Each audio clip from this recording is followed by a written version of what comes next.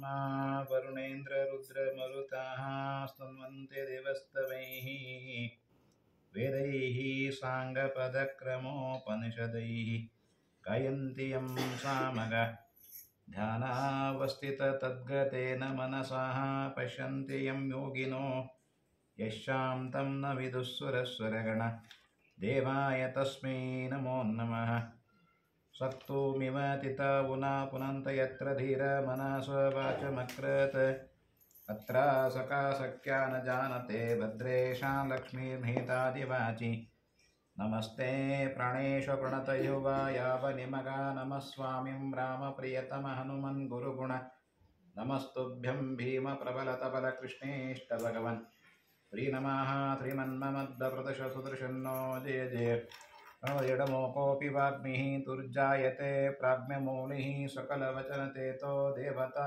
भारतीशा ममयतं मानसे च नमस्तु तात्विका देवा विष्णुभक्तिपरायण धर्ममार्गे प्रेरयन्तु भवन्तः सर्वैर्भिः पूज्याय राघवेन्द्राय सत्यधर्मरताय च भजतां कल्पवृक्षाय नमितां कामधेनवे आपादमूलपर्यन्तं गुरुनामाकृतस्मरे तेन विघ्नाः प्रणश्यन्ति सिद्धं जनमनोरथः अत्याविघ्नकराद्योत्मा पञ्चाशतवर्षपूजकान् सत्यप्रमोदतीर्थार्यां नौमिन्याय सुधारतान् ಗುರುಭ್ಯೋ ನಮಃ ಹರಿ ಓಂ ಹರಿ ಓಂ. ನಿನ್ನೆ ದಿವಸ ಇಹದಲ್ಲಿ ಮತ್ತು ಪರದಲ್ಲಿ ಈ ಆತ್ಮ ಅಂತೇನಿದೆ ದೇಹನಾಶ ಆಗಿ ಹೋಗ್ತದೆ.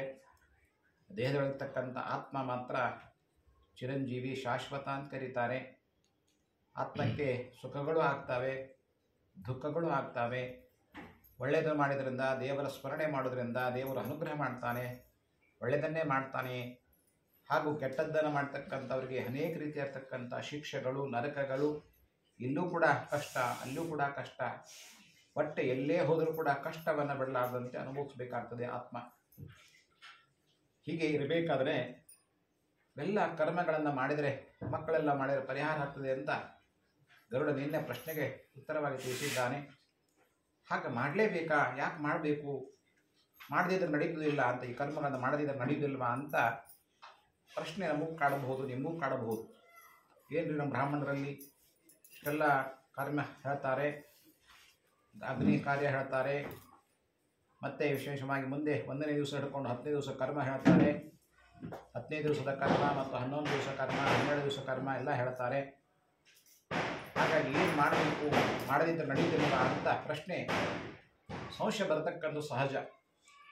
ಸಂಶಯ ಬಂದಿದೆ, ಪರಮಾತ್ಮನನ್ನು ಮತ್ತೆ ಪ್ರಶ್ನೆ ಮಾಡ್ತಾನೆ. ಹಾಗಾಗಿ ಇತಿ ಶುತ್ವಾ ಗರುಡಾಕಂಪಿತೋ ಅಶ್ವವತ್ ಪತ್ರವತ್ ಜನನಾಂಪಕಾರಾರ್ಥಂ ಪುನಃ ಪ್ರಮಚ್ಚ ಕೇಶವಂ. ಅದಕ್ಕೆ ಮತ್ತೆ ಪ್ರಶ್ನೆ ಕೇಳಿದಾಗ ಪರಮಾತ್ಮ ಹೇಳ್ತಾನೆ, ಗರುಡನ ಪರಮಾತ್ಮ ವಚನಗಳನ್ನು ಕೇಳಿ ಅಶ್ವತ್ಥದ ಎಲೆ ಅಂತ ಕಂಪಿಸ್ತಾ ಇದ್ದಾನೆ, ಮಾನವ ಉಪಕಾರಾರ್ಥ ಭಗವನಂತ ಪ್ರಶ್ನೆ ಮಾಡ್ತಾ ಇದ್ದಾನೆ.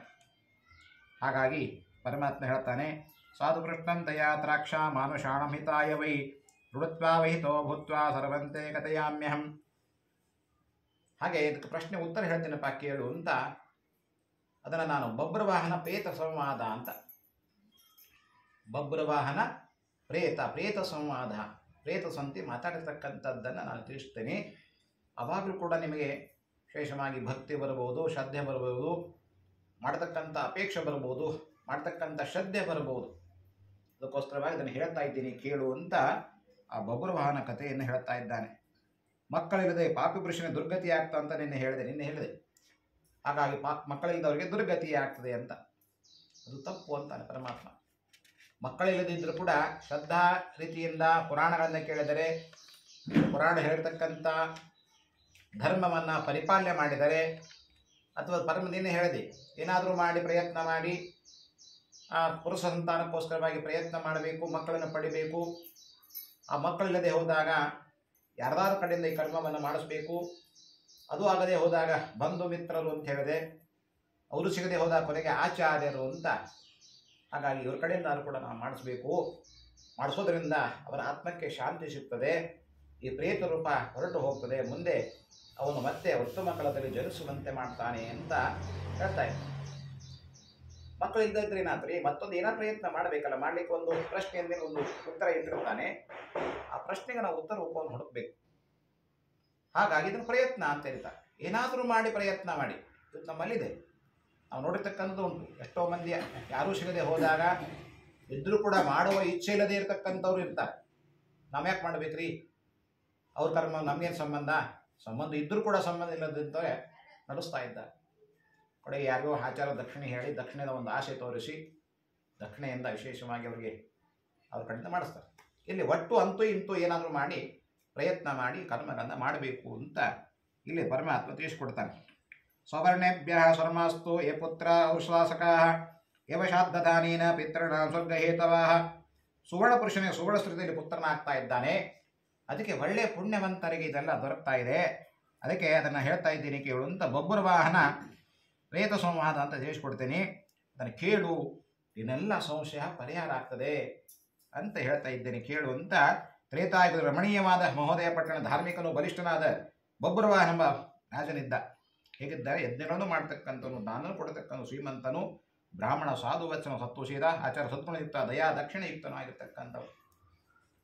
ಹೇಗಿದ್ದಾನೆ ಬೊಬ್ಬರ ಮಹಾರಾಜ ಅಂದರೆ ಬೇಕಾದಷ್ಟು ದಾಸದಾಸಿಯರು ಬೇಕಾದೆಲ್ಲ ಇತ್ತು. ಅಂದರೆ ಒಂದು ಚಟಿಕೆ ಹೊಡೆದ ಸಾಕು ಎಲ್ಲ ಕೆಲಸವನ್ನು ಮಾಡ್ತಕ್ಕಂಥವ್ರು ಸಾವಿರಾರು ಮಂದಿ ಇದ್ದರು. ಆದರೂ ಕೂಡ ಒಬ್ಬರಿಗೂ ಒಂದು ಕೆಲಸವನ್ನು ಹೇಳದಂತೆ ಬೊಬ್ಬರವಾಹನ ಮಹಾರಾಜ ತನ್ನಷ್ಟಕ್ಕೆ ತಾನೇ ಏನು ಪೂಜೆ ಮಾಡಬೇಕಾಗಿದೆ, ಕೆಲಸವನ್ನು ಮಾಡ್ಕೋಬೇಕಾಗಿದೆ ತಾನೇ ಮಾಡ್ತಾ ಇದ್ದಂತೆ. ದೇವರು ಪೂಜೆ ಮಾಡ್ತಕ್ಕಂಥದ್ದು ಉದ್ದೇಶ ಇಟ್ಕೊಂಡು ಭಕ್ತಿಯಿಂದ ದೇವರ ಮುಂದೆ ಎಲ್ಲ ಕೆಲಸಗಳನ್ನು ಹೂವು ತುಳಸಿ ನೀರು ಎಲ್ಲ ದೀಪ ಹಚ್ಚಿ ಇಟ್ಕೊಂಡು ತಾನೇ ಎಲ್ಲ ಮಡೆಯಿಂದ ಭಕ್ತಿಯಿಂದ ಶ್ರದ್ಧೆಯನ್ನು ತಾನೇ ಕುತ್ಕೊಂಡು ಯಾರಿಗೂ ಒಂದು ಕೆಲಸವನ್ನು ಹೇಳದಂತೆ, ಯಾರಿಗೂ ಒಂದು ಕೆಲಸ ಹೇಳ್ತಾರೆ. ಪೂಜೆ ಮಾಡಬೇಕು ಅಂತ ಅನಿಸಿದ್ರೆ ನಾವು ಎಷ್ಟು ಮಂದಿ ಹೇಳ್ತೀವಿ, ಹೆಂಡತಿ ಬೈತೀವಿ, ಗಂಡಗೆ ಬೈತೀವಿ, ಮತ್ತೊಂದು ಒಬ್ಬರಿಗೆ ಬೈತೀವಿ, ಅವ್ರಿಗೆ ಬೈತೀವಿ, ದೀಪ ಹೆಚ್ಚಲ್ಲ ಅಂತ ಹೆಂಡತಿ ಬೈತೀವಿ, ಮತ್ತೊಂದು ಬೈತೀವಿ, ತುಳಸಿ ಇಟ್ಟಿಲ್ಲ ಅಂತೀವಿ, ಮತ್ತೊಂದು ಎಲ್ಲ ನಾವೇ ಕೆಲಸ ಮಾಡ್ಕೋಬೇಕು. ಸಾಧ್ಯಷ್ಟು ಪ್ರಯತ್ನ ಮಾಡಿ ಆ ಕೆಲಸಗಳನ್ನು ನಾವೇ ಮಾಡ್ಕೋಬೇಕು. ಹೀಗೆ ಅರುಂಧತಿ ನಕ್ಷತ್ರವನ್ನು ಲಗ್ನದಲ್ಲಿ ನಾವೆಲ್ಲ ತೋರಿಸ್ತೀವಿ. ಹಾಗಾಗಿ ಅಹಲ್ಯ ದ್ರೌಪದಿ ಸೀತಾ ತಾರಾ ಮಂಡೋದರಿ ತಥಾ ಪಂಚಕನ್ಯಾ ಸ್ಮರೆ ನಿತ್ಯಂ ಸರ್ವ ಪಾಪ ನಿವಾರಣಂ. ಇವರು 5 ಮಂದಿಯನ್ನ ಸ್ಮರಣೆ ಮಾಡಿದರೆ ಎಷ್ಟೋ ಪಾಪ ನಶಿಸಿ ಹೋಗ್ತಾನೆ. ಅಹಲ್ಯ ದ್ರೌಪದಿ ಸೀತಾ ತಾರಾ ಮಂಡೋದರಿ ತಥಾ ಪಂಚಕನ್ಯಾ ಸ್ಮರೆ ನಿತ್ಯಂ ಸರ್ವ ಪಾಪ ನಿವಾರಣೆ. ಇವೆಲ್ಲ ಲಗ್ನ ಆಗಿದ್ದರೂ ಕೂಡ ಕನ್ಯೆ ಹೇಗೆ ಶುದ್ಧವಾಗಿರ್ತಕ್ಕಂಥ ಕನ್ಯೆ ಇರ್ತಾಳೋ ಆ ರೀತಿಯಾಗಿ ಬದುಕನ್ನು ನಡೆಸಿಕೊಟ್ಟಿರ್ತವ್ರಿಲ್ಲ. ಅಂಥವ್ರನ್ನ ನೆನೆಸಿದರೆ ನಮ್ಮ ಎಷ್ಟೋ ಪಾಪಗಳು ನಾಶವಾಗಿ ಹೋಗ್ತಾವೆ. ಹಾಗೆ ವಶಿಷ್ಠ ಋಷಿಗಳ ಹೆಂಡತಿ ಅರುಂಧತಿ ಅಂತ ನೀವೆಲ್ಲ ಕೇಳಬೇಕು, ನೋಡಿರಬೇಕು ಅಥವಾ. ಹಾಗಾಗಿ ಸಪ್ತ ಋಷಿಗಳ ಮಂಡಲದಲ್ಲಿ ಇವತ್ತು ಒಂದು ದೊಡ್ಡ ಸ್ಥಾನವನ್ನು ಕೊಟ್ಟಾನೆ ಪರಮಾತ್ಮ. ಅರುಂಧತಿ ನಕ್ಷತ್ರ ಅಂತ ಸಾಯಂಕಾಲದಲ್ಲಿ ಹೊಳಿತಾ ಇರ್ತದೆ. ಹಾಗೆ ಅಂತ ನಕ್ಷತ್ರವಾಗಿ ಹೊಳಿತಿರ್ಬೇಕಾದ್ರೆ ಹೇಗಿದ್ಲು ಅಂತ ವಿಶೇಷವಾಗಿ ಹೇಳ್ತಾರೆ, ಪುರಾಣಗಳು ಹೇಳ್ತಾರೆ. ಅರುಂಧತಿ ಹೇಗಿದ್ಲು ಅಂತ ಹೇಳಿದ್ರೆ ಗಂಡ ಆಗಿರ್ತಕ್ಕಂಥ ವಶಿಷ್ಠ ಋಷಿಗಳು ಒಂದು ದಿವಸ ಒಂದು ಮಾತನ್ನ ಯಾರನ್ನೂ ಕೇಳ್ತಾ ಇರಲಿಲ್ಲ. ಆ ವಶಿಷ್ಠ ಋಷಿಗಳು ಇಂಥದ್ದು ಬೇಕು ಅಂತ ಬಾಯಿ ತೆಗೆದು ಕೇಳಲಿಲ್ಲ.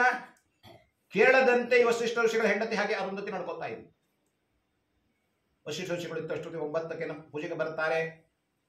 ಪೂಜೆಗೆ ಬರ್ತಾರೆ ಅಂದ್ರೆ ಅಷ್ಟೊತ್ತೊಳಗೆ ಎಲ್ಲ ರೆಡಿ ಇರಬೇಕು. ದೇವ್ರ ಮುಂದೆ ರಂಗೋಲಿ ಹಾಕಿರಬೇಕು, ದೀಪ ಹಚ್ಚಿಟ್ಟಿರ್ಬೇಕು, ನೀರು ತುಂಬಿಟ್ಟಿರಬೇಕು, ಹೂಗಳನ್ನು ತಂದಿಟ್ಟಿರಬೇಕು. ಅವ್ರಿಗೆ ಏನು ಬೇಕು ಎಲ್ಲ ಏನೂ ಕಡಿಮೆಯಾಗದಂತೆ. ಅವ್ರು ಕಡಿಮೆಯಾಗಿದೆ ಅಂತ ಅವ್ರು ಕೇಳಲಿಲ್ಲ, ಇವ್ರು ಏನು ಬೇಕು ಅಂತ ಹೇಳಲಿಲ್ಲ. ಅವ್ರು ಒಂದು ದಿವಸ ಬೇಕು ಅಂತ ಮಾಡಬೇಕು ಕೇಳಬೇಕು ಅಂತ ಕೇಳದಂತೆ ಅವರೆಲ್ಲ ನಡ್ಕೋತಾ ಇದ್ರು. ಅರುಂಧತಿ ನಕ್ಷತ್ರ ಇಷ್ಟು ಪತಿಯ ಸೇವೆಯನ್ನ, ಎಷ್ಟೊತ್ತಿಗೆ ಊಟ ಬೇಕು, ಎಷ್ಟೊತ್ತಿಗೆ ಆಹಾರ ಬೇಕು, ಎಷ್ಟೊತ್ತಿಗೆ ಏನು ಬೇಕು ಎಲ್ಲವನ್ನ ಒಂದೋ ದಿವಸ ಋಷಿಗಳು ಕೇಳಲಿಲ್ಲ, ಒಂದು ದಿವಸ ಕೇಳದಂತೆ ಇವಳು ಎಲ್ಲ ರೆಡಿ ಮಾಡಿಟ್ಟಿರ್ತೀವಿ.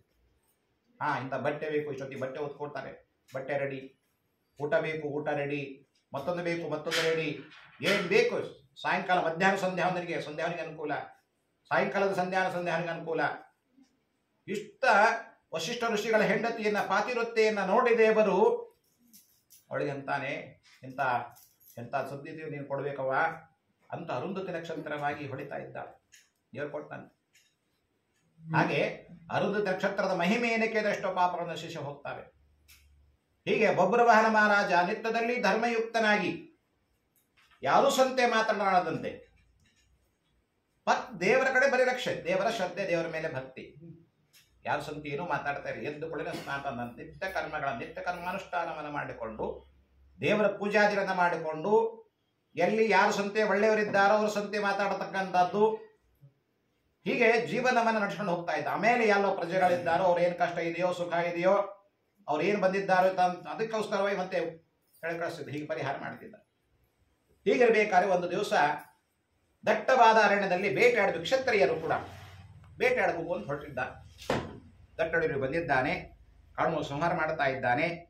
ಹಾಗಾಗಿ ನಾನಾ ಥರದ ಸಮೂಹಯುಕ್ತ ಮತ್ತು ನಾನಾ ಪಕ್ಷಿಗಳ ಕೆಲಬಿದ ಶಬ್ದಗಳಿಂದ ಕುಡಿದಾಗಿದ್ದಂಥ ಅಡವಿಯಲ್ಲಿ ಒಂದು ಮೃಗವನ್ನು ನೋಡ್ತಾನೆ. ಒಂದು ಮೃಗ ಕ್ಷತ್ರಿಯ. ಹಾಗಾಗಿ ತೇನ ವಿದ್ಧೋ ಮೃಗೋ ತೇನ ಬಾಣೇನ ಸುದೃಢೇಚನ ಬಾಣಮಾದಾಯ ತಸ್ಯ ವನೇ ದರ್ಶಮೇ ವಿವಾಯನ್. ಅದಕ್ಕೆ ರಾಜನು ತೀಕ್ಷ್ಣ ಬಾಣದಿಂದ ಹೊಡೆದಿದ್ದಾನೆ. ಬಾಣವನ್ನು ಹೊಡೆದಿದ್ದಾನೆ, ಅದು ಸಾಯದೆ ಬಾಣ ಸಹಿತವಾಗಿ ವನದಲ್ಲಿ ಓಡ್ತಾ ಇದೆ.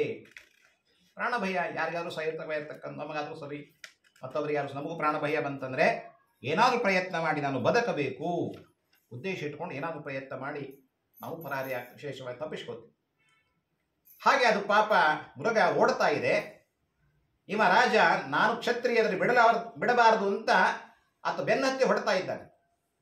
ಅದು ವೇಗವಾಗಿ ಹೋಗ್ತಾ ಇದೆ, ಇನ್ನೂ ವೇಗವಾಗಿ ಇನ್ನೂ ಕೂದಲೇ ಎದ್ದಿದ್ದಾನೆ, ಅಷ್ಟೇ ವೇಗವಾಗಿ ಇವನು ಹೊಡ್ತಾ ಇದ್ದಾನೆ. ಎಷ್ಟೋ ದೂರ ಹೊರಟು ಹೋಗಿದ್ದಾನೆ ದಟ್ಟಡವಿಯಲ್ಲಿ. ಕೊನೆಗೆ ಕಾಡು ಮೃಗ ಎಲ್ಲೋ ಕಾಣದಂತೆ ಮಾಯವಾಗಿ ಹೋಗ್ಬಿಡುತ್ತೆ.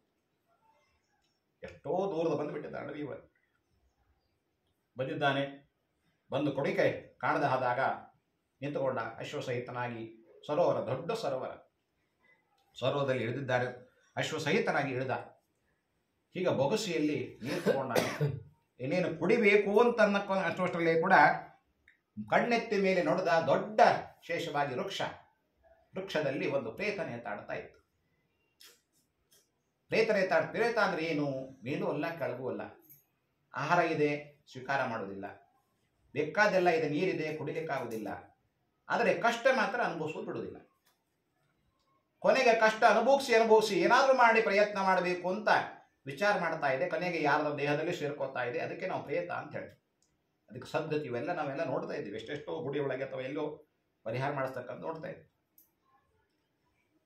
ಹೀಗೆ ಆ ರೀತಿ ಪ್ರೇತವನ್ನು ನೋಡಿದ. ಪ್ರೇತ ಮಾತಾಡೋದಿಲ್ಲ ಅಂತ ಹೇಳ್ತಾರೆ ಅಂತ ಅಂದಮೇಲೆ ಪ್ರೇತ ಮಾತಾಡ್ಲಿಕ್ಕೆ ಮಾತಾಡ್ತಾ ಇದೆ ಅಲ್ರಿ. ಮತ್ತೆ ಪ್ರೇತ ಮಾತಾಡೋದಿಲ್ಲ ಅಂತ ಹೇಳ್ತಾರೆ ಅಲ್ರಿ, ಹೆಂಗೆ ಮಾತಾಡ್ಲಿಕ್ಕೆ ಪ್ರಾರಂಭವಾಯಿತು ಅಂತ ಹೇಳಿದ್ರೆ ಅಲ್ಲಿ ಹೇಳ್ತಾರೆ, ಪುರಾಣ ಪುರುಷರು ಹೇಳ್ತಾ ಇದ್ದಾರೆ, ದದರ್ಶನ ಗ್ರೋಧತೋರಂ ಸಿದ್ಧಜ್ಞಾಯ ಮನೋಹರಂ ಮಹಾವಿಟವ ವಿಸ್ತೀರ್ಣಂ ಪಕ್ಷಿ ಸಂಗಮಿನಾದಿತಂ. ಹಾಗೆ ಆ ವೃಕ್ಷದಲ್ಲಿ ಹೇಳ್ತಾ ಇರ್ತಕ್ಕಂಥ ಏನಿದೆ ಪ್ರೇತ ಯಾಕೆ ಮಾತಾಡ್ಲಿಕ್ಕೆ ಬಂತು ಅಂತ ಹೇಳ್ತಾರೆ ಅಂದರೆ, ಒಳ್ಳೆ ಬಬ್ಬುರ ವಾಹನ ಮಹಾರಾಜ ಅಷ್ಟು ಪುಣ್ಯವನ್ನು ಗಳಿಸಿದ್ದ. ಪುಣ್ಯವಂತರ ದರ್ಶನ, ಪುಣ್ಯವಂತರ ವಿಶೇಷವಾಗಿರ್ತಕ್ಕಂಥ ಅನುಗ್ರಹ ಇಷ್ಟೆಲ್ಲ ಇತ್ತು ಅಂತಿದ್ರೆ ನಾವೆಷ್ಟೋ ಪಾಪಗಳು ಕಶಿಸಿ ಹೋಗ್ತವೆ. ಯಾಕೆ ಸ್ವಾಮಿಗಳು ಸನ್ಯಾಸಿದ್ದಲ್ಲಿ ಹೋಗ್ತೀವಿ, ಯಾಕೆ ದರ್ಶನ ಮಾಡ್ತೀವಿ, ಅವ್ರ ಕೈಯಿಂದ ಮಂತ್ರಕ್ಷಿತ್ತವನ್ನು ಮತ್ತೊಂದು ಯಾಕೆ ಇಸ್ಕೊಂಡ್ಬರ್ತೀವಿ? ಅವರಷ್ಟರಲ್ಲಿ ಪುಣ್ಯ ಇರ್ತದೆ. ಅವ್ರು ಏನಾದರೂ ಮಂತ್ರಕ್ಷಿತ್ಯ ಕೊಟ್ಟರೆ ಸಾಕು, ನಮ್ಮ ಎಷ್ಟೋ ಪಾಪಗಳ ಪರಿಹಾರ ಆಗಿ ನಮ್ಮ ಎಷ್ಟೋ ಕಷ್ಟಗಳು ನಿವಾರಣೆ ಆಗಿರ್ತಕ್ಕಂಥ ಉಂಟು. ಆಮೇಲೆ ಅವರ ಕೆಲಸವು ನಡೆದಿರ್ತಕ್ಕ ಉಂಟು. ಹಾಗೆ ಒಳ್ಳೆ ಜ್ಞಾನವಂತರು, ಪುಣ್ಯ ಪುರುಷರು, ಅವರಿರ್ತಕ್ಕಂಥ ಜ್ಞಾನದಿಂದ, ಅವ್ರು ಮಾಡಿರ್ತಕ್ಕಂಥ ಪುಣ್ಯದಿಂದ ಎಷ್ಟೋ ಪಾಪಗಳು ನಶಿಸಿ ಹೋಗಿ ಆ ಪ್ರೇತದ ಎಷ್ಟೋ ಪಾಪಗಳು ದರ್ಶನ ಮಾಡಿದ್ದರಿಂದ ಎಷ್ಟೋ ಪಾಪ ನಶಿಸಿ ಹೋಗಿ ಮಾತಾಡ್ಲಿಕ್ಕೆ ಪ್ರಾರಂಭವಾಯ್ತಂತೆ.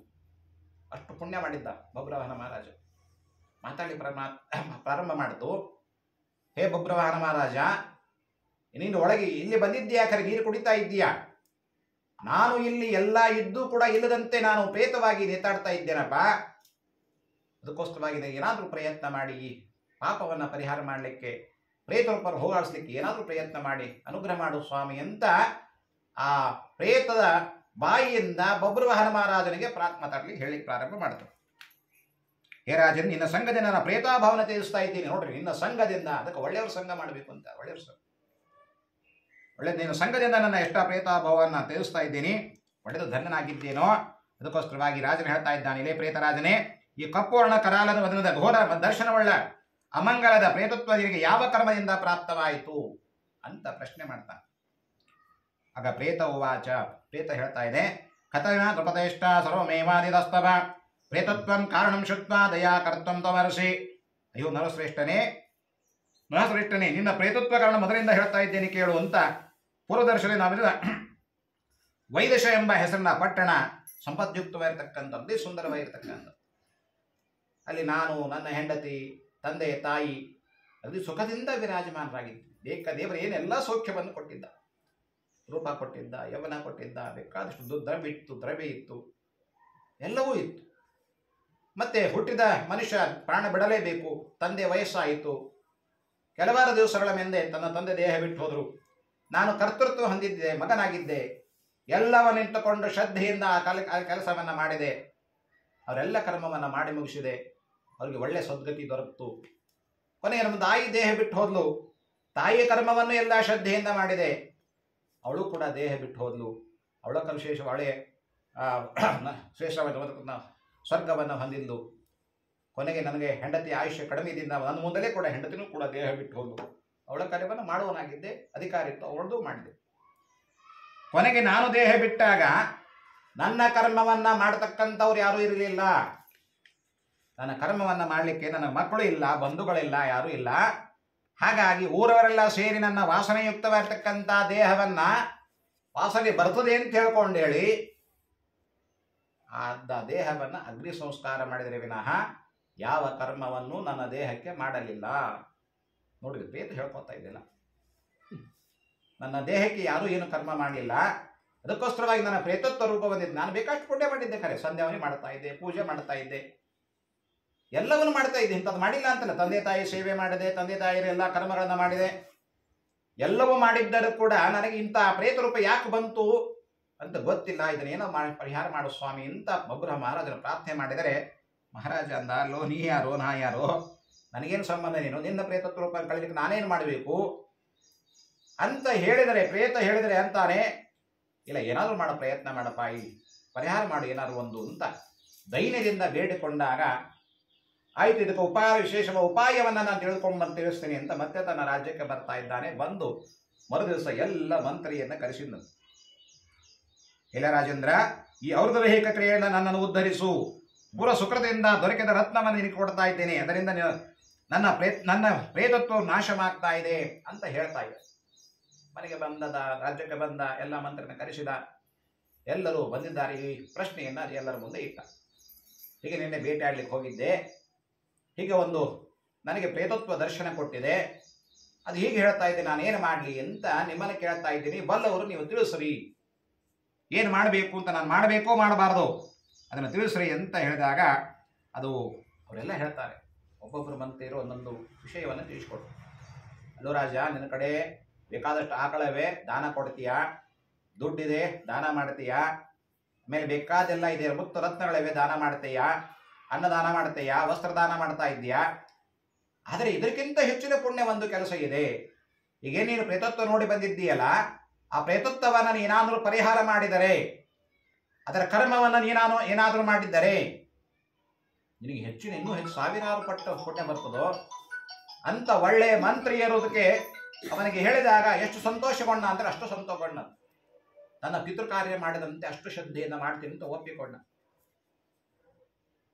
ನಮ್ಮ ತಂದೆ ತಾಯಿ ಕರ್ಮವನ್ನು ಮಾಡಲಿಕ್ಕೆ ನಾವು ಹಿಂದೆ ಮುಂದೆ ವಿಚಾರ ಮಾಡ್ತೀವಿ, ಮಾಡ್ಲೇವೋ ಬೇಡೋ ಅಂತ ವಿಚಾರ ಮಾಡಿ, ಏನೋ ಒಂದು ಯಾರೋ ಒತ್ತಾಯ ಮಾಡಿರುವಂತ ಯಾರ್ದೋ ಉದ್ಧಾರಕ್ಕೋಸ್ಕರ, ಯಾರ್ದೋ ಇದಕ್ಕೋಸ್ಕರವಾಗಿ ಅದನ್ನು ಮಾಡ್ತಾ ಹೋಗ್ತಾನೆ.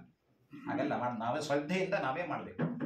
ಇಷ್ಟೆಲ್ಲ ಜನ್ಮ ಕೊಟ್ಟಾರೆ, ನಮ್ಮ ಭೂಮಿಗೆ ಬರಲಿಕ್ಕೆ ಕಾರಣವಾಗಿರ್ತಕ್ಕಂಥವ್ರು ಅವ್ರನ್ನ ಉದ್ಧಾರ ಮಾಡದಿದ್ದರೆ ನನ್ನ ಉದ್ಧಾರ ಹೇಗಾದಿತ್ತು ಅಂತ ಹೀಗೆ ವಿಚಾರ ಮಾಡಬೇಕು. ಅವರನ್ನು ಉದ್ಧರಿಸಿದರೆ ನನ್ನ ಉದ್ಧಾರ ಮುಂದೆ ಆಗ್ತದೆ. ಅದಕ್ಕೋಸ್ಕರವಾಗಿ ನಾನು ಮಾಡ್ತೀನಿ ಅಂತ ಈ ರೀತಿಯ ಭಕ್ತಿಯಿಂದ ಮಾಡಬೇಕು. ಅದಕ್ಕೋಸ್ಕರವಾಗಿ ಆ ಬಬ್ರವಾಹನ ಮಹಾರಾಜ ಮತ್ತೆ ನೀನು ಎಲ್ಲಿ ಬಂದಿದ್ನೋ ಅಲ್ಲೇ ಬಂದು ಆ ಪ್ರೇತದ ವಿಷಯವನ್ನು ಎಲ್ಲ ತಿಳಿದುಕೊಂಡಂತೆ, ಗೋತ್ರ ಹೆಸರು ಎಲ್ಲ ತಿಳಿದುಕೊಂಡು ಮತ್ತೆ ತನ್ನ ರಾಜ್ಯಕ್ಕೆ ಬಂದು ಆ ವೈದಶ ಹೆಸರಿನಿಂದ ಒಂದು ದೊಡ್ಡ ಗೊಂಬೆ ಮಾಡಿದಂತೆ. ಗೊಂಬೆ ಮಾಡಿ ಅದನ್ನು ಇಟ್ಟು ದಹನ ಕ್ರಿಯೆಯನ್ನು ಮಾಡಿದಂತೆ. ದಹನ ಕ್ರಿಯೆಯನ್ನು ಮಾಡಿ ಅವತ್ತಿನಿಂದ 10 ದಿವಸ ಸೂತಕ ಆಚರಣೆ ಮಾಡಿದ. 11 ದಿವಸ ಕರ್ಮ ಮಾಡಿದ, 12 ದಿವಸ ಪಿಂಡೀಕರಣ ಮಾಡಿ ಎಲ್ಲ ಫಲವನ್ನ ಅವನ ಹೆಸರಿಂದ ಕೊಟ್ಟಾಗ ಅವನ ಎದುರಿಗೆ ಕೂಡ ಆ ಪ್ರೇತ ರೂಪ ಏನಿತ್ತು, ಅವನೇನಿದ್ದ ವೈದಶಾಮ ಅಂತಕ್ಕಂಥವ ಪುಷ್ಪಕಮಲ ಅವನ ಮುಂದೆ ಹಾಸಿ ಹೋದಂತೆ. ಮಣಿಯನ್ನು ಕೊಟ್ಟು ಎಲ್ಲ ಪ್ರೇತತ್ವ ಹೊರಟು ಹೋಯಿತು. ಮುಂದೆ ವಿಶೇಷವಾಗಿ ಪುಷ್ಪಕ ವಿಮಾನದಲ್ಲಿ ಸ್ವರ್ಗದೇವ್ ಯಮದೂತರೆಲ್ಲ ವಿಷ್ಣು ಪಾರ್ಷದರು ಬಂದು ಕರ್ಕೊಂಡು ಹೋದರಂತೆ. ಸಂತೋಷ ಪಡ್ತಾರೆ. ಅದಕ್ಕೋಸ್ಕರವಾಗಿ ಈ ಪ್ರೇತ ರೂಪವನ್ನು ನಾವು ಹೋಗಲಾಡಿಸಲಿಕ್ಕೆ ನಮ್ಮ ಮಕ್ಕಳು ನಾವು ವಿಶೇಷವಾಗಿ ಶ್ರದ್ಧೆಯಿಂದ ಮಾಡಬೇಕು. ಈಗ ಎಲ್ಲೋ ಕಳೆದು ಹೋಗಿರ್ತಾರೆ. ಅಥವಾ ಎಬ್ಸ್ಕೊಂಡಂತ ಏನಂತಿರ್ಲ ಎಲ್ಲೋ ಒಂದು ತಲೆ ಕೆಟ್ಟೋ ಅಥವಾ ಏನೋ ಎಲ್ಲೋ ಬಿಟ್ಟು ಹೋಗ್ಬಿಟ್ಟಿರ್ತಾರೆ. 12 ವರ್ಷಗಳ ನೋಡ್ಬೇಕಂತ. 12 ವರ್ಷ ಆದ ಮೇಲೆ ಅವ್ರು ಬಂದಿಲ್ಲ ಅಂತ ತಿಳ್ಕೊಂಡಾದರೆ ಅವರಿಗೆ ಒಂದು ದಿವಸ ಗೊತ್ತು ಮಾಡಿಕೊಂಡು ಇದೆಲ್ಲ ಹೇಗೆ ಮಾಡಿದ ಇವ ಬಬ್ರವಾಹನ ಮೇನ ಮಹಾರಾಜ ಹೇಗೆ ಮಾಡಿದ ಅವರೆಲ್ಲ ಕರ್ಮಕ್ರಿಯೆಯನ್ನು ಮಾಡಿ ಅದನ್ನ ತಂದೆಗೆ ನಿತ್ಯ ವರ್ಷದಲ್ಲಿ ಪಿಂಡ ಪ್ರದಾನ ದಾನ ಮಾಡಬೇಕಂತ. ಎಲ್ಲಿದ್ದಾರೆ ಗೊತ್ತಿಲ್ಲ, ಹೋಗಿದ್ದಾರೆ, ಇದ್ದಾರೆ ಇಲ್ಲ ಅಂತ ಗೊತ್ತಿಲ್ಲ, ಎಲ್ಲ ಪ್ರಯತ್ನ ಮಾಡಿ 12 ವರ್ಷ ನೋಡ್ಬೇಕಂತ. 12 ವರ್ಷ ನೋಡಿ ಅದರಿಂದ ಬರದೇ ಹೋದಾಗ ಅದಕ್ಕೋಸ್ಕರವಾಗಿ ಅವರ ಕರ್ಮವನ್ನು ನಾವು ಹಿಡಿಬೇಕು, ಆ ಶ್ರಾದ್ದಾದಿಗಳನ್ನು ಮಾಡ್ತಾ ಹೋಗಬೇಕು. ಅದಕ್ಕೆ ಅವರ ಪ್ರೇತಕ್ಕೆ ವಿಶೇಷವಾಗಿ ಅವರಿಗೆ ಆತ್ಮಕ್ಕೆ ಶಾಂತಿ ಸಿಗ್ತದೆ, ಮುಂದೆ ಅನುಗ್ರಹ ಮಾಡ್ತಾರೆ. ಇಲ್ಲದಿದ್ದರೆ ಮಾಡದೇ ಹೋದರೆ ಅವೆಲ್ಲ ಕಷ್ಟಗಳು ನಮ್ಮ ಮನೆತನದ ಕುಲದ ಮೇಲೆ ಬೀರ್ತಾ ಹೋಗ್ತವೆ. ಮಕ್ಕಳು ವಿದ್ಯಾವಂತರಾಗುವುದಿಲ್ಲ, ಉದ್ಯೋಗವಂತರಾಗುವುದಿಲ್ಲ, ಎಲ್ಲ ಕೆಟ್ಟಗಳನ್ನು ಮಾಡಿಸ್ತಕ್ಕಂಥ ಕೆಲಸವನ್ನು ಮಾಡ್ತಕ್ಕಂಥ ಮಕ್ಕಳು ಹುಡ್ತಾರೆ, ಕಣ್ಣಿಲ್ಲದೆ ಹುಡ್ತಾರೆ, ಕಾಯಿಲ್ಲದೆ ಹುಡ್ತಾರೆ, ಏನೇನೋ ತೊಂದರೆಗಳಾಗ್ತವೆ. ಅದಕ್ಕೋಸ್ಕರವಾಗಿ ಅವಶ್ಯವಾಗಿ ಸಂದೇಹವಿಲ್ಲ. ಏಕೆಂದರೆ ವೇದ ಮಂತ್ರಗಳ ಪಠಣ ತಪನ ದಾನ ಯಾವತ್ತೂ ಪ್ರಾಣಿ ಮಾತ್ರದಲ್ಲಿ ದಯ ತೋರ್ತಕ್ಕಂಥವನು ಅವಶ್ಯವಾಗಿ ಮಾಡಲೇಬೇಕು, ಈ ರೀತಿಯಾಗಿ ಹೇಳ್ತಾನೆ. ಅದಕ್ಕೆ ಇದೊಂದು ಉಪಾಯ ಮಾಡಿರಿ, ಈ ಉಪಾಯವನ್ನು ಮಾಡಿದರೆ ಸರ್ವತಃ ಆ ಆತ್ಮಕ್ಕೆ ಸದ್ಗತಿಯನ್ನು ಕೊಡಿಸ್ತಕ್ಕಂಥ ಕೆಲಸವನ್ನು ನಾನು ಮಾಡ್ತೀನಿ ಅಂತ ವಿಶೇಷವಾಗಿ ಇಲ್ಲಿ ಬಬ್ರುವಾಹನ ಪ್ರೇತ ಸಂಧಾನ ಹೇಳ್ತಾನೆ. ಹಾಗಾಗಿ ಈ ರೀತಿಯಾಗಿ ಅನೇಕ ರೀತಿಯಾಗಿರ್ತಕ್ಕಂಥ ಮತ್ತೊಂದು ಹೇಳ್ತಾನೆ ಪದದಾನಗಳು ಅಂತ. ಇನ್ನೊಂದು ಪದದಾನ 12 ದಿವಸ ಸಪಿಂಡೀಕರಣ ಮಾಡಿಕೊಂಡು ಆ ಕರ್ತೃತ್ವ ಹೊಂದಿರತಕ್ಕಂಥವನು ತಾನು ಊಟ ಮಾಡಿ ಅನೇಕ ಪದದಾನಗಳು ಕೊಡೋದ್ರಿಂದ ಆ ತಂದೆ ತಾಯಿಯನ್ನ ಪುನ್ನಾಮ ನರಕದಿಂದ ಪಾರು ಮಾಡತಕ್ಕಂಥವನಾಗ್ತಾ ಇದ್ದಾನೆ. ಯಾವ ಮಕ್ಕಳು ತಂದೆ ತಾಯಿ ನಿಮಿತ್ತವಾಗಿ ಆ ದಾನಗಳನ್ನ ಮಾಡುವುದಿಲ್ಲವೋ ಅವರಿಗೆ ಬಹಳ ತೊಂದರೆ ಆಗ್ತದಂತೆ ಮುಂದೆ. ಹಾಗಾಗಿ ಅವಶ್ಯವಾಗಿ ಎರಡನ್ನು ಮಾಡಿದ ಶ್ರಾದ್ದಾದಿಗಳ ಪ್ರೇತ ಸದ್ಗತಿ ಹೋದಿ ತಂದ ಮೇಲೆ ಸ್ವತಃ ಪುತ್ರನೇ ಶ್ರಾದ್ದಾದಿಗಳನ್ನು ಮಾಡಿವೆ, ತಂದೆಗೆ ಸದ್ಗತಿ ಆಗುವುದೆಂಬುದರಲ್ಲಿ ಸಂದೇಹವಿಲ್ಲ. ಇದೇನು ಆಶ್ಚರ್ಯವಲ್ಲ. ಈ ಪುಣ್ಯಕರವಾದ ಇತಿಹಾಸವನ್ನು ಯಾರಾದರೂ ಕೇಳಿದರೆ, ಈ ಇತಿಹಾಸ ಬಬ್ರುವಾಹನ ಪ್ರೇತ ಸಂವಾದ ಕೇಳಿದರೆ ಅಥವಾ ಎರಡನ್ನು ಕೇಳಿಸಿದರೆ ಅವರಿಬ್ಬರು ಪಾಪಾಚಾರ ಉಳಿದ್ದರೂ ಕೂಡ ಪ್ರೇತತ್ವವನ್ನು ಹೊಂದುವುದಿಲ್ಲ. ಅದಕ್ಕೆ ಅವಶ್ಯವಾಗಿ ಕೇಳಲೇಬೇಕು. ಅಷ್ಟು ಗಟ್ಟಿಯಾಗಿರ್ತಕ್ಕಂಥ ಇದು ಗರುಡ ಪ್ರಾಣ. ಯಾರಿಗೋ ಮಕ್ಕಳಿಲ್ಲ, ಗಡಸು ಮಕ್ಕಳಿಲ್ಲ, ಅಥವಾ ಏನೋ ಪ್ರಯತ್ನ ಮಾಡಿದ್ರು, ಯಾರು ಮಾಡೋರು ಇಲ್ಲ, ಯಾರು ಸಿಗಲೇ ಇಲ್ಲ, ಯಾರೂ ಕೂಡ ಅಂತೂ ಇಂತೂ ಆ ಕರ್ಮವನ್ನು ಮಾಡಲೇ ಇಲ್ಲ ಅಂತಂದಾಗೆ ಅವರಿಗೆ ಪ್ರೇತತ್ವ ರೂಪ ಬರುವುದಿಲ್ಲ. ಅಷ್ಟು ಸ್ಪಷ್ಟವಾಗಿ ಗರುಡ ಪುರಾಣದಲ್ಲಿ ತಿಳಿಸಿಕೊಡು. ಅದಕ್ಕೆ ಅವಶ್ಯವಾಗಿ ಈ ಪ್ರೇತಾಖ್ಯಾನವನ್ನು ಕೇಳಲೇಬೇಕು ಅಂತ ಮತ್ತೊಂದು ಪ್ರಶ್ನೆಗೆ ಹೇಳ್ತಾ ಇದ್ದಾನೆ.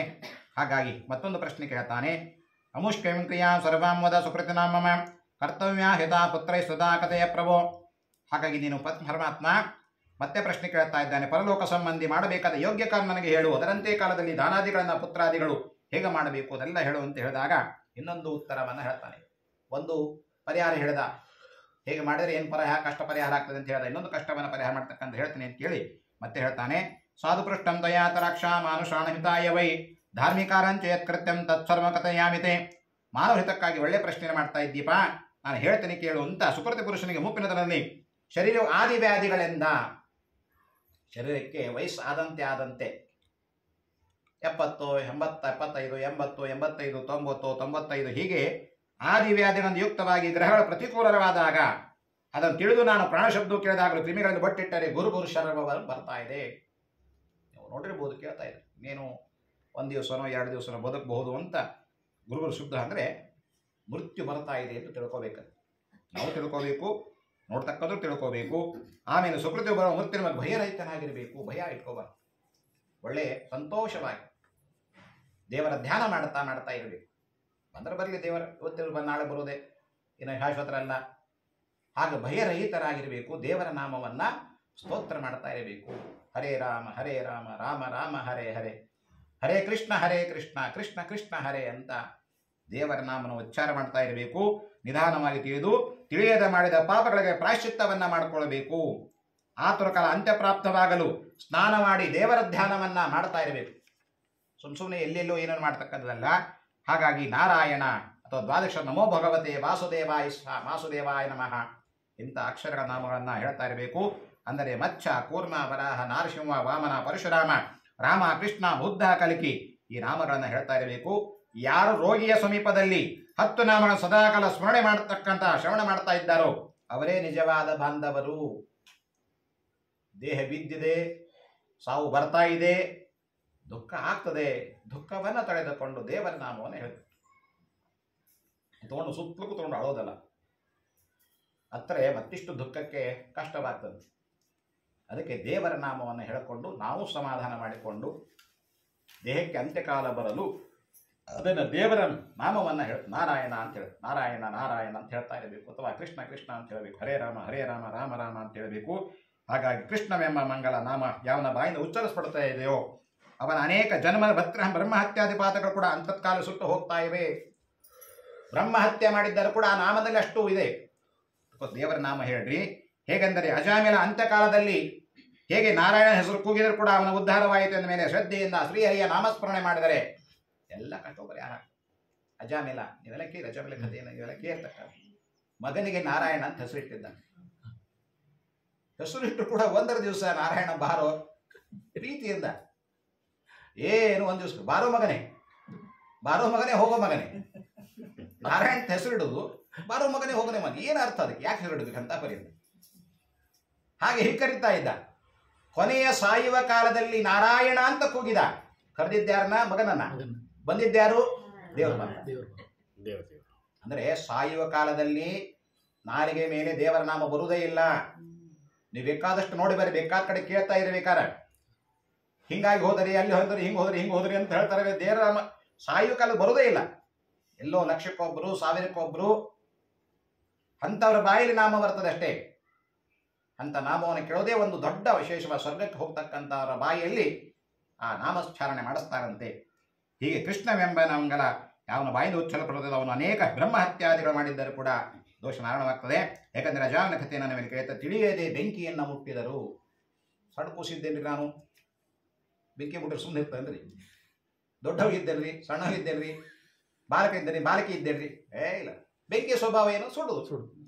ನಾವು ಮುಟ್ಟಿದ್ರು ಸುಡ್ತದೆ, ನೀವು ಮುಟ್ಟಿದ್ರು ಸುಡುತ್ತದೆ.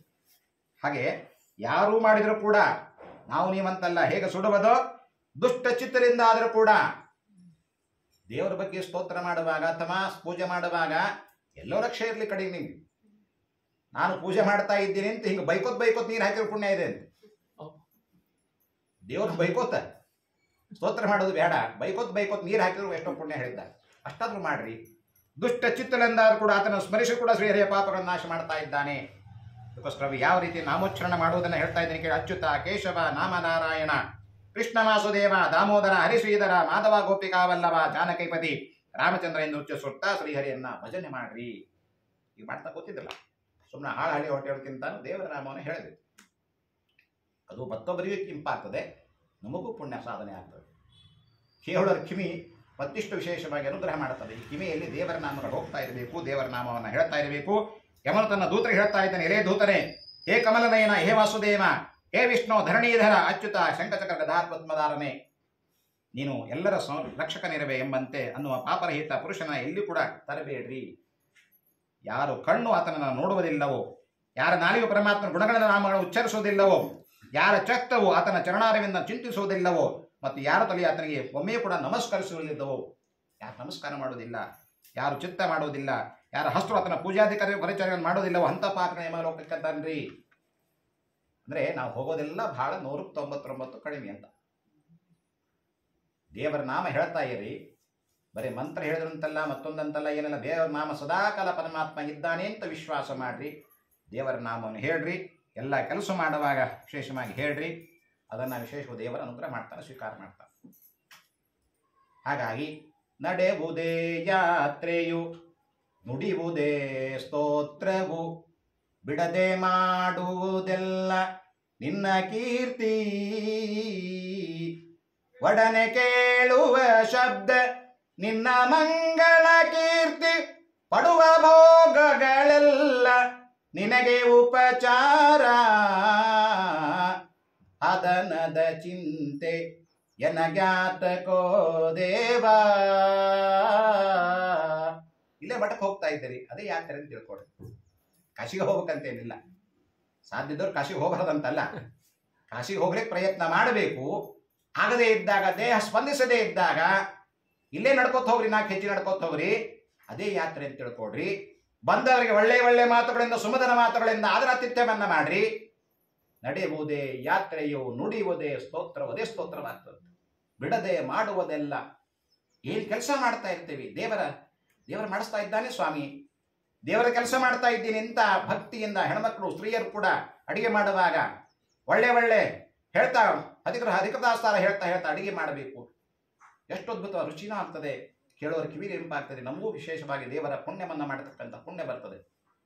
ಅದಕ್ಕೆ ನುಡಿಯುವುದೇ ಯಾತ್ರೆಯು, ಬಿಡದೆ ಮಾಡುವುದೆಲ್ಲ ನಿನ್ನ ಕೀರ್ತಿ, ಒಡನೆ ಕೇಳುವ ಶಬ್ದ ನಿನ್ನ ಮಂಗಳ ಕೀರ್ತಿ, ಪಡುವ ಭೋಗಗಳೆಲ್ಲ ನಿನಗೆ ಉಪಚಾರ ಅಂತ ಅಷ್ಟು ಶ್ರದ್ಧೆಯಿಂದ ನಾವು ಮಾಡಬೇಕು.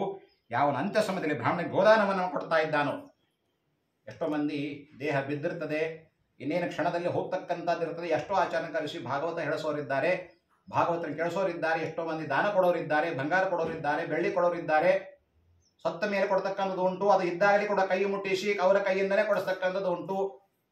ನಾನು ಮಾಡುವುದು ಉತ್ತಮ ಅಂತ ಅವ್ರ ಕಡೆಯಿಂದ ಮಾಡಿಸ್ಬೇಕಂತ ದಾನಗಳನ್ನ ಇಷ್ಟು ಮಾಡಿದ್ದಿದ್ದಾರೆ, ನೋಡಿದ್ದು ಇದೆ ನಾನು.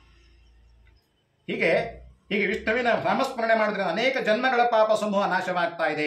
ಗೀತಾ ಮತ್ತು ಸಹಸ್ರನಾಮಗಳನ್ನು ಪಠಿಸೋದ್ರಿಂದ, ಎರಡನೇವರ ಪಠಿಸೋದನ್ನ ಕೇಳುವುದರಿಂದ, ಏಕಾದಶಿ ವೃತ, ಗೀತಾ, ಜಲ, ಗಂಗಾಧರ, ತುಳಸಿ ಪತ್ರ, ವಿಷ್ಣುವಿನ ಆದೋದಕ ಇವೆಲ್ಲವೂ ಕೂಡ ಸ್ಮರಣೆ ಅಂಥ ಸಮಯದಲ್ಲಿ ಮುಕ್ತಿ ಪಡತಕ್ಕಂಥದ್ದಾಗ್ತಾ ಇದೆ.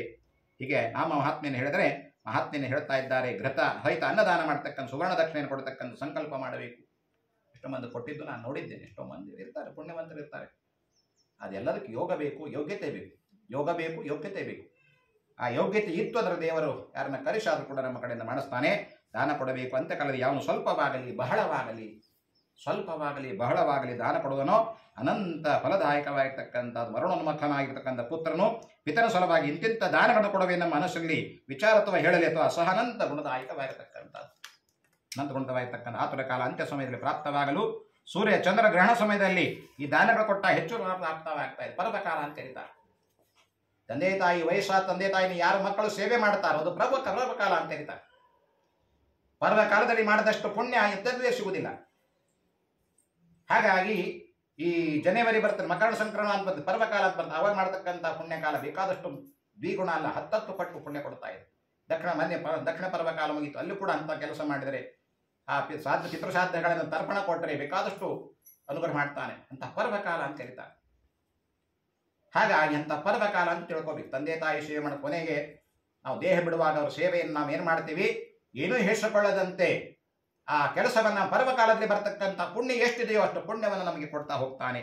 ಹಾಗಾಗಿ ತಿಲದಲ್ಲಿ 3 ಥರದ್ದು, ಎಳ್ಳಿನಲ್ಲಿ 3 ಥರದಿವೆ. ಒಂದು ಕೆಂಪು, ಒಂದು ಕರಿ, ಒಂದು ಬಿಳಿ. ಬಿಳಿ ಎಳ್ಳನ್ನು ನಾವು ಅಡಿಗೆ ಉಪಯೋಗ ಮಾಡ್ತೇವೆ. ಕರಿ ಮತ್ತು ಕೆಂಪ ತೆಲವನ್ನು ಶ್ರಾದ್ದಾದಿಗಳಿಗೆ ಅಥವಾ ಹೋಮಗಳಿಗೆ ಉಪಯೋಗ ಮಾಡ್ತೇವೆ. ಅದರಲ್ಲಿ ಮಾಡಿದ ಪಾಪ ಎಷ್ಟಿದೆಯೋ ಆ ಎಳ್ಳನ್ನು ಆಹುತಿ ಕೊಡೋದ್ರಿಂದ ಎಲ್ಲ ಪಾಪಗಳು ನಾಶವಾಗ್ತದೆ. ಅದಕ್ಕೆ ಯಜ್ಞ ಅಂತ ಕರೀತಾರೆ. ತಿಲ ಕೊಡ್ತೀವಿ, ಎದ್ದು ಕೊಟ್ಟು ತುಪ್ಪ ಹಾಕ್ತೀವಿ, ಅನ್ನ ಹಾಕೊಡ್ತೀವಿ, ಚರು ಹಾಕ್ತೀವಿ, ಸಮಿತಿಗಳು ಹಾಕ್ತೀವಿ. ಹೀಗೆ ಅವನ್ನೆಲ್ಲ ಕೊಡೋದ್ರಿಂದ ಪರಮಾತ್ಮ ಪ್ರೀತನಾಗ್ತಾನಂತೆ. ಯಜ್ಞ ಮಾಡತಕ್ಕಂಥ ಬ್ರಾಹ್ಮಣ, ಅದಕ್ಕೆ ಬ್ರಾಹ್ಮಣರಲ್ಲಿ ಅಂತಃಕರಣ ಮಾಡ್ತಾನೆ ದೇವರು. ಯಜ್ಞ ಮಾಡ್ತಾನೆ, ತಪಸ್ ಮಾಡ್ತಾನೆ, ಸಂಧ್ಯಾವಂದನೆ ಮಾಡ್ತಾನೆ, ದೇವರ ಪೂಜೆ ಮಾಡ್ತಾನೆ. ಇಷ್ಟೆಲ್ಲ ಆತನಿಗೆ ಕೊಟ್ಟಿರ್ತಕ್ಕಂಥದ್ದು ಬ್ರಾಹ್ಮಣತ್ವ. ಅದನ್ನು ಅವಶ್ಯವಾಗಿ ಮಾಡಲೇಬೇಕು ಅಂತಾನೆ. ಹಾಗಾಗಿ ಬ್ರಹ್ಮಾದಿ ದೇವತೆ ಋಷಿಗಳು ಇವರೆಲ್ಲರೂ ಕೂಡ ಧರ್ಮರಾಜನ ಸಭಾಸ ಇರತಕ್ಕಂಥವರು, ಇವರೆಲ್ಲರೂ ಕೂಡ ಸುವರ್ಣದಾಳಿಂದ ಪ್ರಸನ್ನಾಗಿ ವರಗಳನ್ನು ಕೊಡ್ತಾ ಇದ್ದಾರೆ. ಹಾಗಾಗಿ ಚಿರಕಾಲ ವಾಸ ಮಾಡಿದ ಮೇಲೆ ಮನುಷ್ಯಲೋಕದಲ್ಲಿ ರೂಪವಂತನು. ನೋಡ್ರಿ, ಇವೆಲ್ಲ ಮಾಡಿದ ಮೇಲೆ ಎಷ್ಟೆಷ್ಟು ಮಂದಿ ನೋಡ್ತಾ ಇದ್ದೀವಿ, ಏನ್ರಿ ಎಂಥ ಚಂದ ಹುಡುಗ. ಹಾಗಾಗಿ ರೂಪವಂತ ಹುಟ್ಟುವಾಗಲೇ ಕೂಡ ರೂಪವಂತನಾಗಿ ಹುಡ್ತಾರೆ. ಧರ್ಮಜ್ಞನೂ ಆಗ್ತಾ ಇದ್ದಾನೆ, ವಾಗ್ಮಿಯೂ ಆಗ್ತಾನೆ, ಶ್ರೀಯುತನೂ ಆಗ್ತಾನೆ, ಪರಾಕ್ರಮಿಯೂ ಆಗ್ತಾನೆ, ರಾಜನ ಹುಡ್ತಾ ಇದ್ದಾನೆ. ಹತ್ತಿಯನ್ನು ದಾನ ಮಾಡೋದ್ರಿಂದ ಅವನ ದೂತರ ಭಯವಾಗುವುದು. ಅನೇಕ ದಾನಗಳನ್ನ ಹೇಳಿದ್ದಾರೆ. ಹತ್ತಿ ದಾನ ಕೊಡಬೇಕು ಅಂತ ಹೇಳಿದ್ದಾರೆ, ಕಣ್ಣಂಚು ದಾನ ಕೊಡಬೇಕು ಅಂತ ಹೇಳಿದ್ದಾರೆ, ನವಧಾನ್ಯಗಳನ್ನು ಕೊಡಬೇಕು ಅಂತ ಹೇಳಿದ್ದಾರೆ, ಮೃತ್ತಿಕೆ ಕೊಡದೆ ಅಂತ ಹೇಳಿದ್ದಾರೆ, ಗಂಧದ ಕೊರಡು ಏನು ಸಾಧ್ಯತೆಯೋ ನಮಗೆಲ್ಲ ಇವೆಲ್ಲ ದಾನ ಮಾಡಲಿಕ್ಕೆ ಪ್ರಯತ್ನ ಮಾಡಬೇಕು. ಹಾಗಾಗಿ ಯಾರಿಗೆ ಭೂಮಿ ಇತ್ತು ಭೂಮಿ ದಾನ ಭೂದಾನ ಮಾಡಬೇಕು ಅಂತ ಹೇಳ್ತಾರೆ. ಈಗ ನಮಗೆ ಇರಲಿಕ್ಕಿಲ್ಲ ಭೂದಾನ ಮಾಡೋದಂಗೆ ದೂರ ಹೋಯ್ತು. ಸುಮ್ಮನೆ ಕಟ್ಟ್ಯಾಗ ಏನಾದರೂ ಮಾಡಿ ತಟ್ಟ್ಯಾಗ ಮಣ್ಣಿಟ್ಟು ದಾನ ಮಾಡೋದು ಅದೇ ಭೂದಾನ ಅನ್ನಿಸ್ತು. ಅದು ಭೂದಾನ ಮೇಲೆ ಏನೋ ಒಂದು 10 ರೂಪಾಯಿ 20 ರೂಪಾಯಿ ಕೊಡಬಾರ್ದು. ಸಾಧ್ಯಷ್ಟು ಮಟ್ಟಿಗೆ ಹೆಚ್ಚಿಗೆ ದಕ್ಷಿಣೆ ಇಟ್ಕೊಟ್ಟು ಏನ್ರಿ ಮಣ್ಣು ಕೊಟ್ಬಿಟ್ಟು ಬೈಕೋತ್ ಹೋಗ್ಬಾರ್ದು ಬ್ರಾಹ್ಮಣ. ಆ ಬ್ರಾಹ್ಮಣ ಬೈಕೋತ್ ಹೋಗ್ಬಾರ್ದು. ಕೊಟ್ಟಿದ್ದನ್ನು ಸ್ವೀಕಾರ ಮಾಡಿ ಭಾಳ ಚಂದ ಮಾಡಿದ್ರಿ, ಒಳ್ಳೆ ದಾನಗಳನ್ನು ಕೊಟ್ಟಿದ್ದಾರೆ ಅಂತ ಬಾಯಿ ತುಂಬ ಹೊಗಳ್ತಾ ಹೋಗ್ಬೇಕು. ಅಂಥದ್ದು ಒಂದೇ ದಾನ ಕೊಡಿ. ಎಲ್ಲ ನಾವು ಚಿತ್ರ ಇದ್ರೊಳಗೆ ಬರ್ದೇವು ಖರೆ. ಎಲ್ಲ ಅಷ್ಟು ದಾನ ಕೊಡೋದಕ್ಕಿಂತ ಒಂದೇ ಚಂದ ಒಳ್ಳೆಯ ರೂಪದಿಂದ ಕೊಟ್ಟ ಒಬ್ಬ ಬ್ರಾಹ್ಮಣಿಗೆ ಕೊಟ್ಟರೆ ಬಾಯಿ ತುಂಬ ಹೊಗಳ್ತಾ ಹೋದರೆ ಅದು ಶ್ರೇಯಸ್ಕರ. ಈಗ ನಾವು ಕೊಡೋದಿಲ್ಲ, ತೃಪ್ತಿ ಆಗಬೇಕು ಅಂತಂತಾನೆ. ಯಾರಿಗೂ ತೃಪ್ತಿ ಆಗೋದಿಲ್ಲ ಖರೆ, ಸ್ವಲ್ಪ ತೃಪ್ತಿ ಆದಂತೆ ಆದರೂ ಕೂಡ ಆಗಬೇಕು ಅಂತ ಈ ರೀತಿಯಾಗಿ ದಾನಗಳನ್ನು ಕೊಡೋದ್ರಿಂದ ನಾವು ಮಾಡಿದ ಪಾಪಗಳೆಲ್ಲ ಪಶಿಸಿ ಹೋಗ್ತಾವೆ. ಇನ್ನು ವೈತರಣದಿ ಅಂತ ನಿನ್ನೆ ಹೇಳಿದೆ, ಘೋರ ನರಕ 5 ತಿಂಗಳಿಗೆ ಅಲ್ಲಿ ಘೋರ ನರಕದಲ್ಲಿ ಬಂದು ನಿಂತಿರ್ತಾನೆ. ಯಾರು ಸ್ವಂತ ಕೈಯಿಂದ ದಾನ ಮಾಡಿದ್ದಾನೋ, ಆಕಳ ದಾನ ಮಾಡಿದ್ದಾನೋ, ಇಲ್ಲಾರ ಅವರ ಪ್ರೀತ್ಯರ್ಥವಾಗಿ ಮಕ್ಕಳು ಗೋದಾನ ಮಾಡಿರ್ತಕ್ಕಂಥವ್ರಾಗ್ತಾ ಇದ್ದಾರೋ, ಆ ವೈತರಣ ನದಿಯ ನರಕ ದರ್ಶನವೇ ಆಗುವುದಿಲ್ಲ. ಹಾಗಾಗಿ ಇದರ ದಾಟಿ ಕರ್ಕೊಂಡು ಹೋಗ್ತಾನೆ ಪರಮಾತ್ಮ ಅಂತ ಗೋದಾನವನ್ನು ಹೇಳಿದ್ದಾನೆ. ಹೀಗೆ ಅನೇಕ ವಿಷ್ಣುದೇವರಿಷ್ಟನೇ ಭೂದೇವನೇ ನಿನ್ನ ನಾವು ಉದ್ಧರಿಸುವಂತ ಗೋದಾನ ಕೊಡೋದ್ರಿಂದ ಎಲ್ಲ ನಮಗೆ ಮುಂದಿನ ದಿವಸದಲ್ಲಿ ವಿಶೇಷ ಒಳ್ಳೆ ದಾನವನ್ನು ಕೊಡುತ್ತಾನೆ, ಒಳ್ಳೆ ಮನೆಯನ್ನು ಕೊಡ್ತಾನೆ. ದಕ್ಷಿಣ ಸಹಿತವಾಗಿ ಗೋವನ್ನು ನಿನಗೆ ಕೊಟ್ಟಿದ್ದೇನೆ, ಇದಕ್ಕೆ ನಮಸ್ಕಾರ ಅಂತ ಹೇಳಿ ಕೊಡಬೇಕು.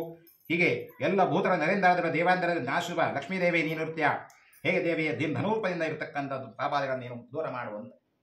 ಆಕಳಲ್ಲಿ ಬಂದು ಲಕ್ಷ್ಮೀದೇವಿ ಸ್ನಾನಕ್ಕೆ ಹೇಳಿದ್ಲಂತೆ, ಎಲ್ಲ ಜಾಗ ಇಲ್ಲ ಅಂತೆ. ಕೊನೆಗೆ ವಿಶೇಷವಾಗಿ ಗೋಮೂತ್ರ ಬರತಕ್ಕಂಥ ಸ್ಥಳದಲ್ಲಿ ಆದರೂ ಕೊಡು ನನಗೆ ಜಾಗ ಅಂತ ಹೇಳಿದಾಗ ಅದಕ್ಕೆ ಗೋಮೂತ್ರಕ್ಕೆ ಪಾವಿತ್ರತೆ ಬಂತು. ಅಥವಾ ಸೇವನೆ ಮಾಡಿದಾಗವಾಗಲಿ ಅಥವಾ ಸ್ವೀಕಾರ ಮಾಡಿದಾಗಲಿ ಎಲ್ಲ ಕಡೆ ಮನೆಯೊಳಗೆ ಪ್ರೋಕ್ಷಣೆ ಮಾಡಿದಾಗಲಿ ಎಷ್ಟೋ ಪಾಪಗಳ ಪರಿಹಾರ ಅಷ್ಟು ಗೋಮೂತ್ರದಲ್ಲಿ ಇರತಕ್ಕಂಥ ವಿಶೇಷ.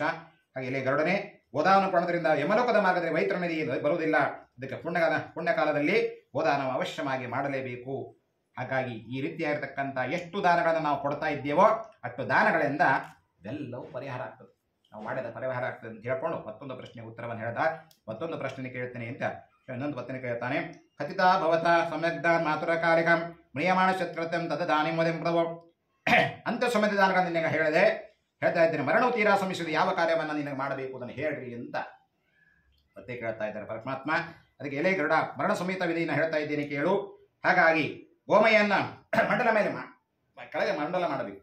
ಗೋಮಯ ಹಾಕಿ ಮಂಡಲ ಮಾಡಿ ಅಲ್ಲಿ ತಿಲದರ್ಭಾಸನ ಹಾಕಿಕೊಂಡು ಅಲ್ಲಿ ದಕ್ಷಿಣಕ್ಕೆ ತಲೆ ಮಾಡಿ ಮಲಗಬೇಕು.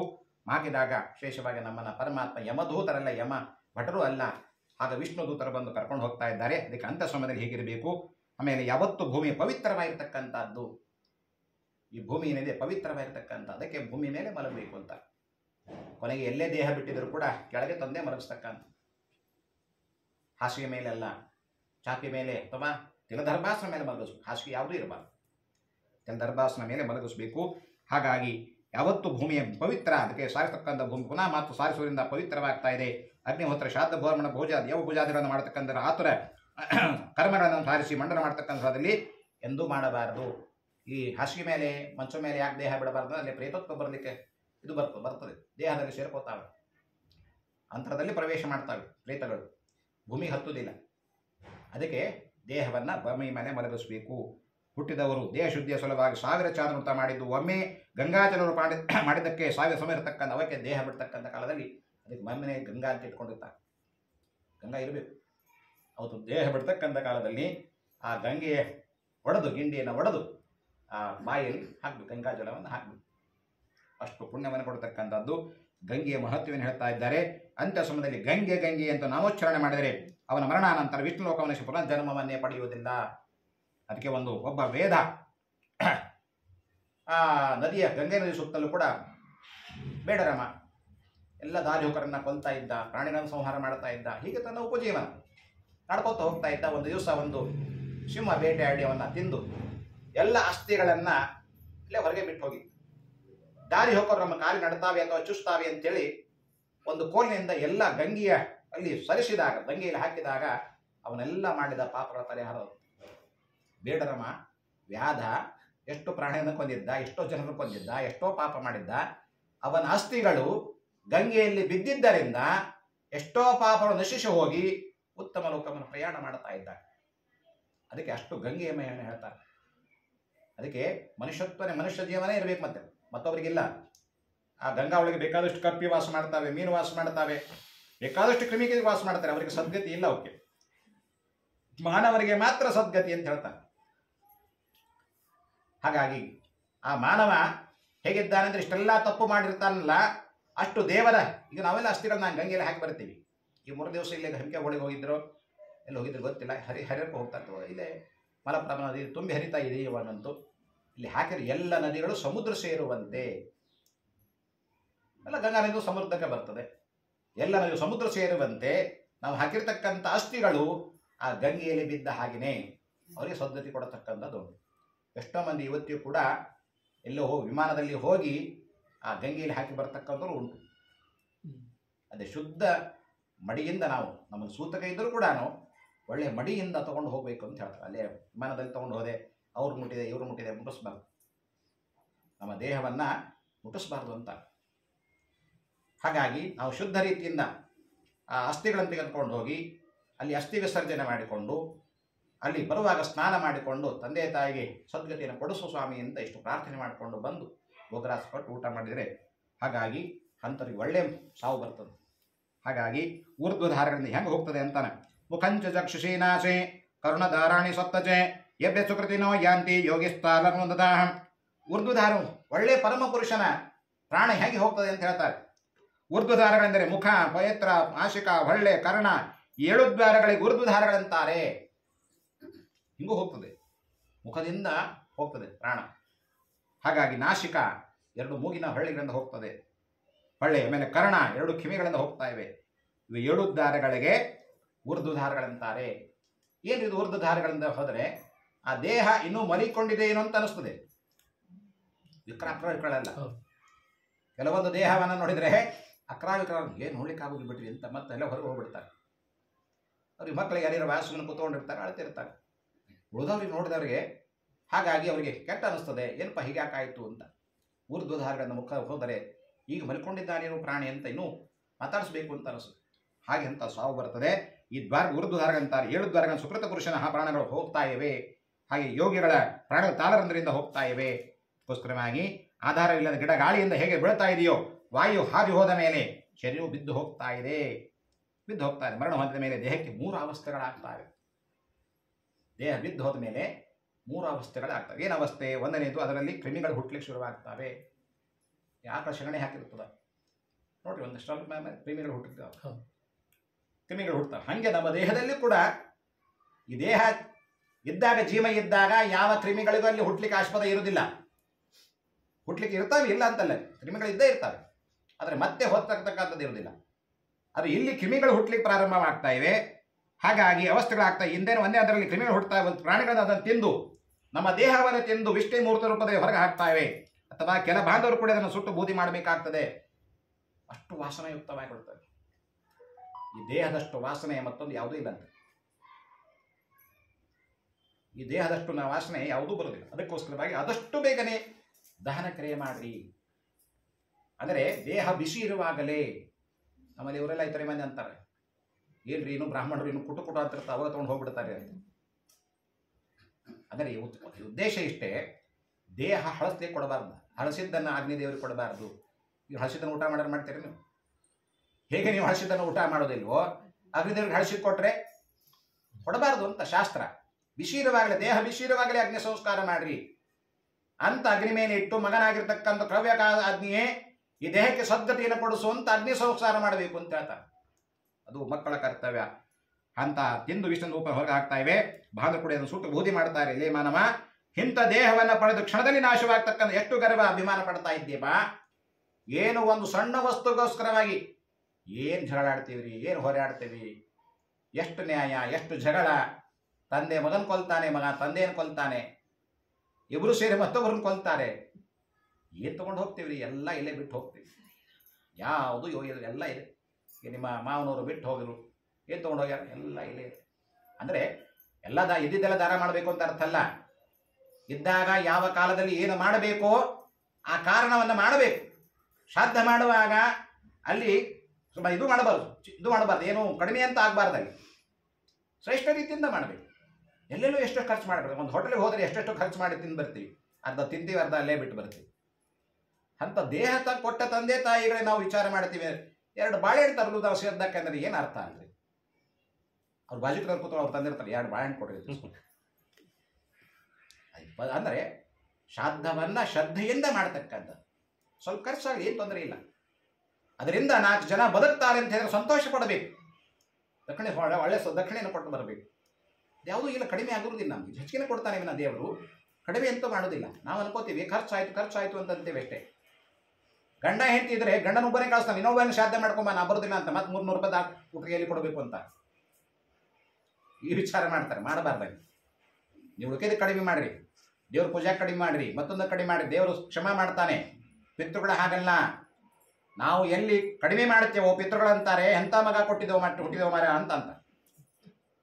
ನಾವು ಎಷ್ಟೆಷ್ಟು ಕೊಡ್ತೇವೆ, ಎಷ್ಟು ಶ್ರಾದ್ದವನ್ನು ನಾವು ಬೇಕಾಷ್ಟು ಮಂದಿ ನೋಡೇನ್ರಿ, ಶ್ರಾದ್ದ ಮಾಡ್ತಕ್ಕಂಥ ಮನೆ ಎಷ್ಟು ಉಜ್ವಲವಾಗಿವೆ, ಎಷ್ಟು ಶ್ರೀಮಂತರಿದ್ದಾರೆ, ಎಷ್ಟು ಒಳ್ಳೆ ಒಳ್ಳೆ ಉದ್ಯೋಗಗಳಿವೆ. ಶ್ರಾದ್ದವನ್ನು ಮಾಡ್ತಕ್ಕಂಥವ್ರು 4 ಮಂದಿ 10 ಮಂದಿ ಕರೆದು ಊಟಕ್ಕೆ ಹಾಕ್ತಾರೆ, ತಾವು ಸಂತೋಷ ಪಡ್ತಾರೆ, ಅವ್ರನ್ನೂ ಸಂತೋಷ ಪಡಿಸ್ತಾರೆ.